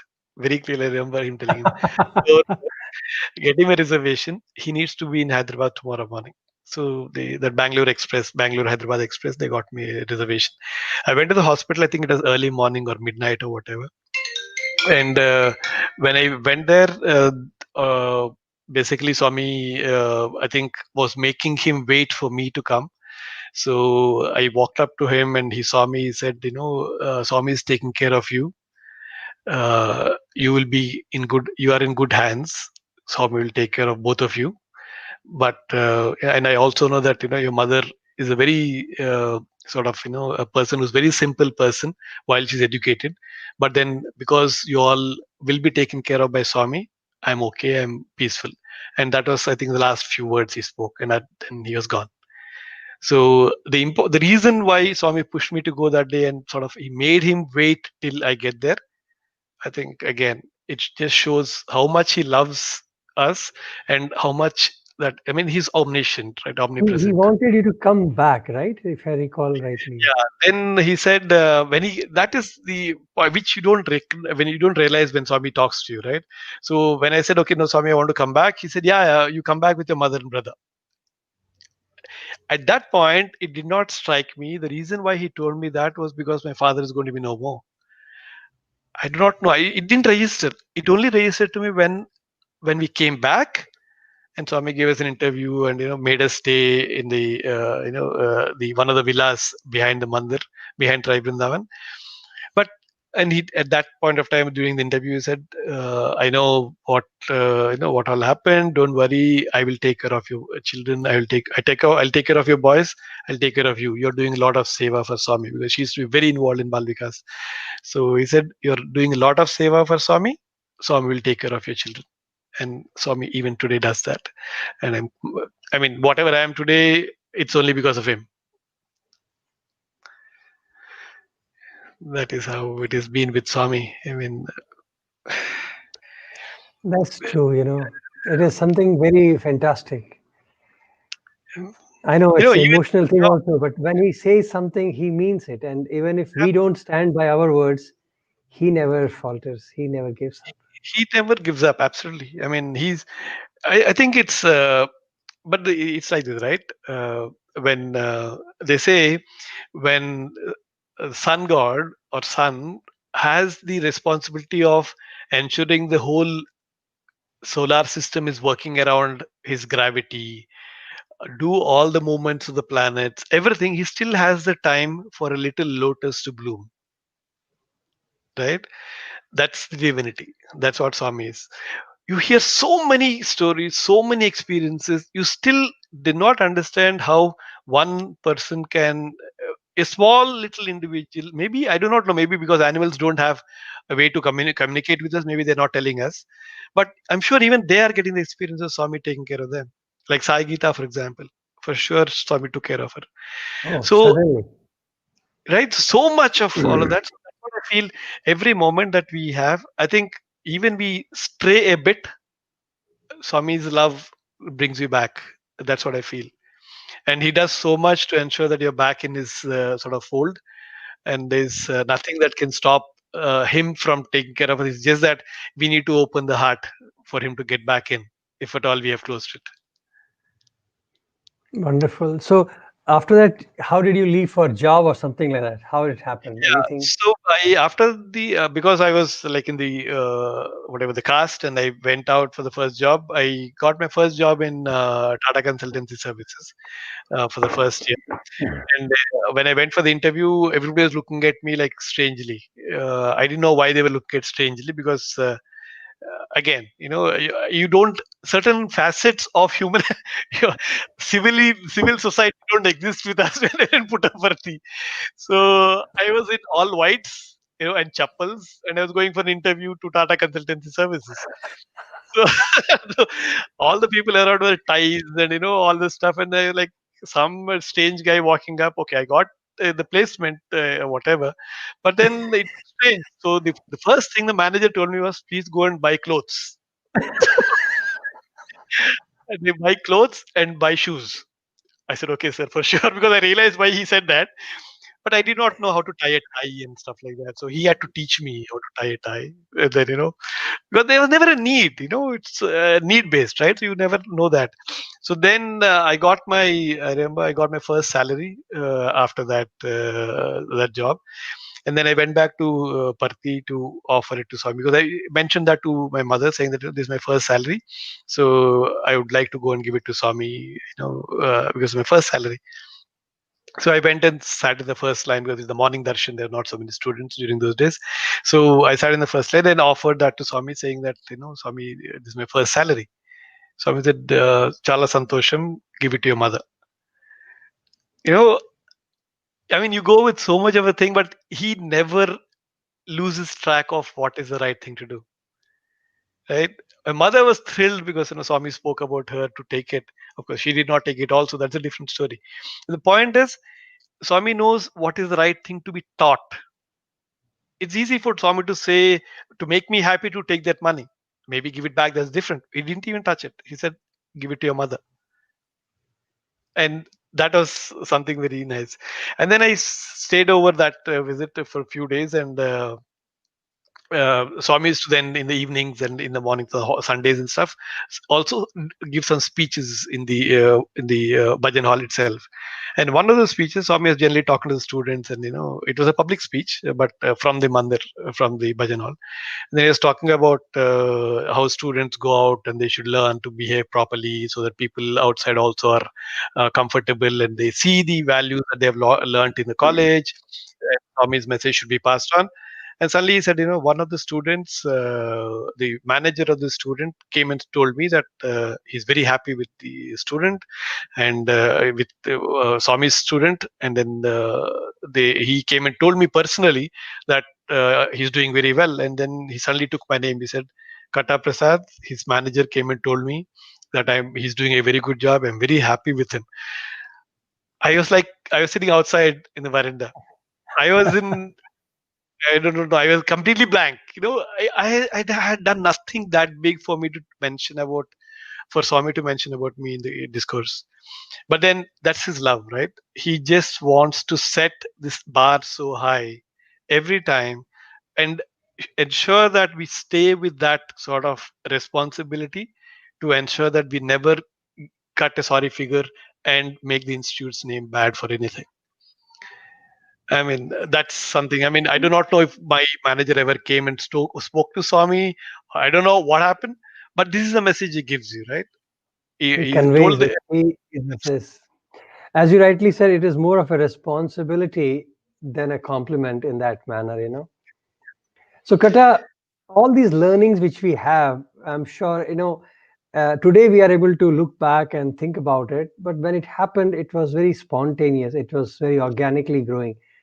How do you consciously or unconsciously try to pass it on to the next generation, which I feel is kind of an unsaid responsibility of Yeah. ours?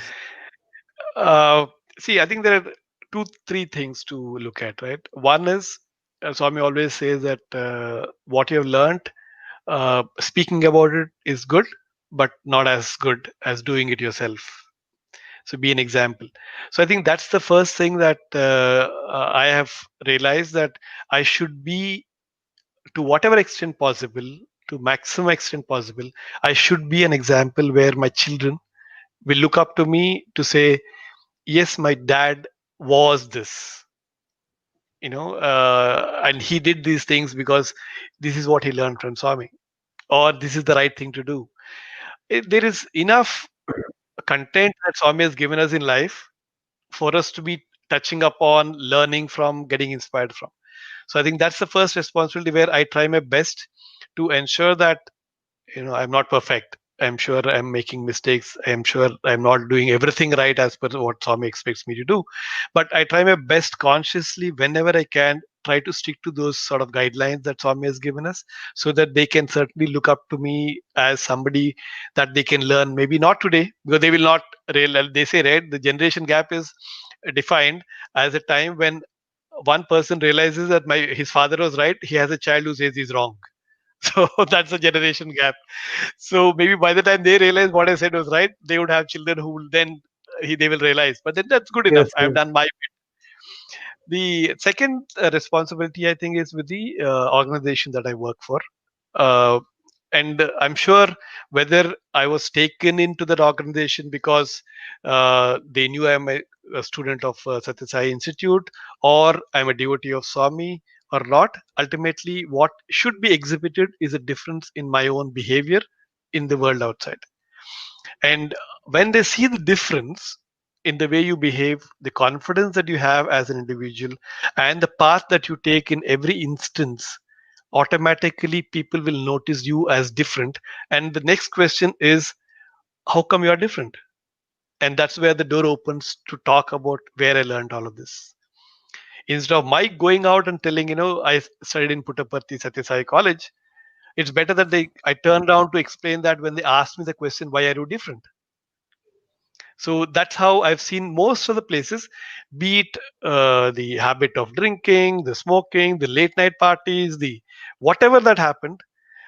Slowly, you are sort of seen different, that you will not be a part of it. And sometimes I've converted people leaving such parties and the drinking and the smoking, because I was in the leadership position, so I could influence them, saying that, what you're doing this way is not helping you or your family.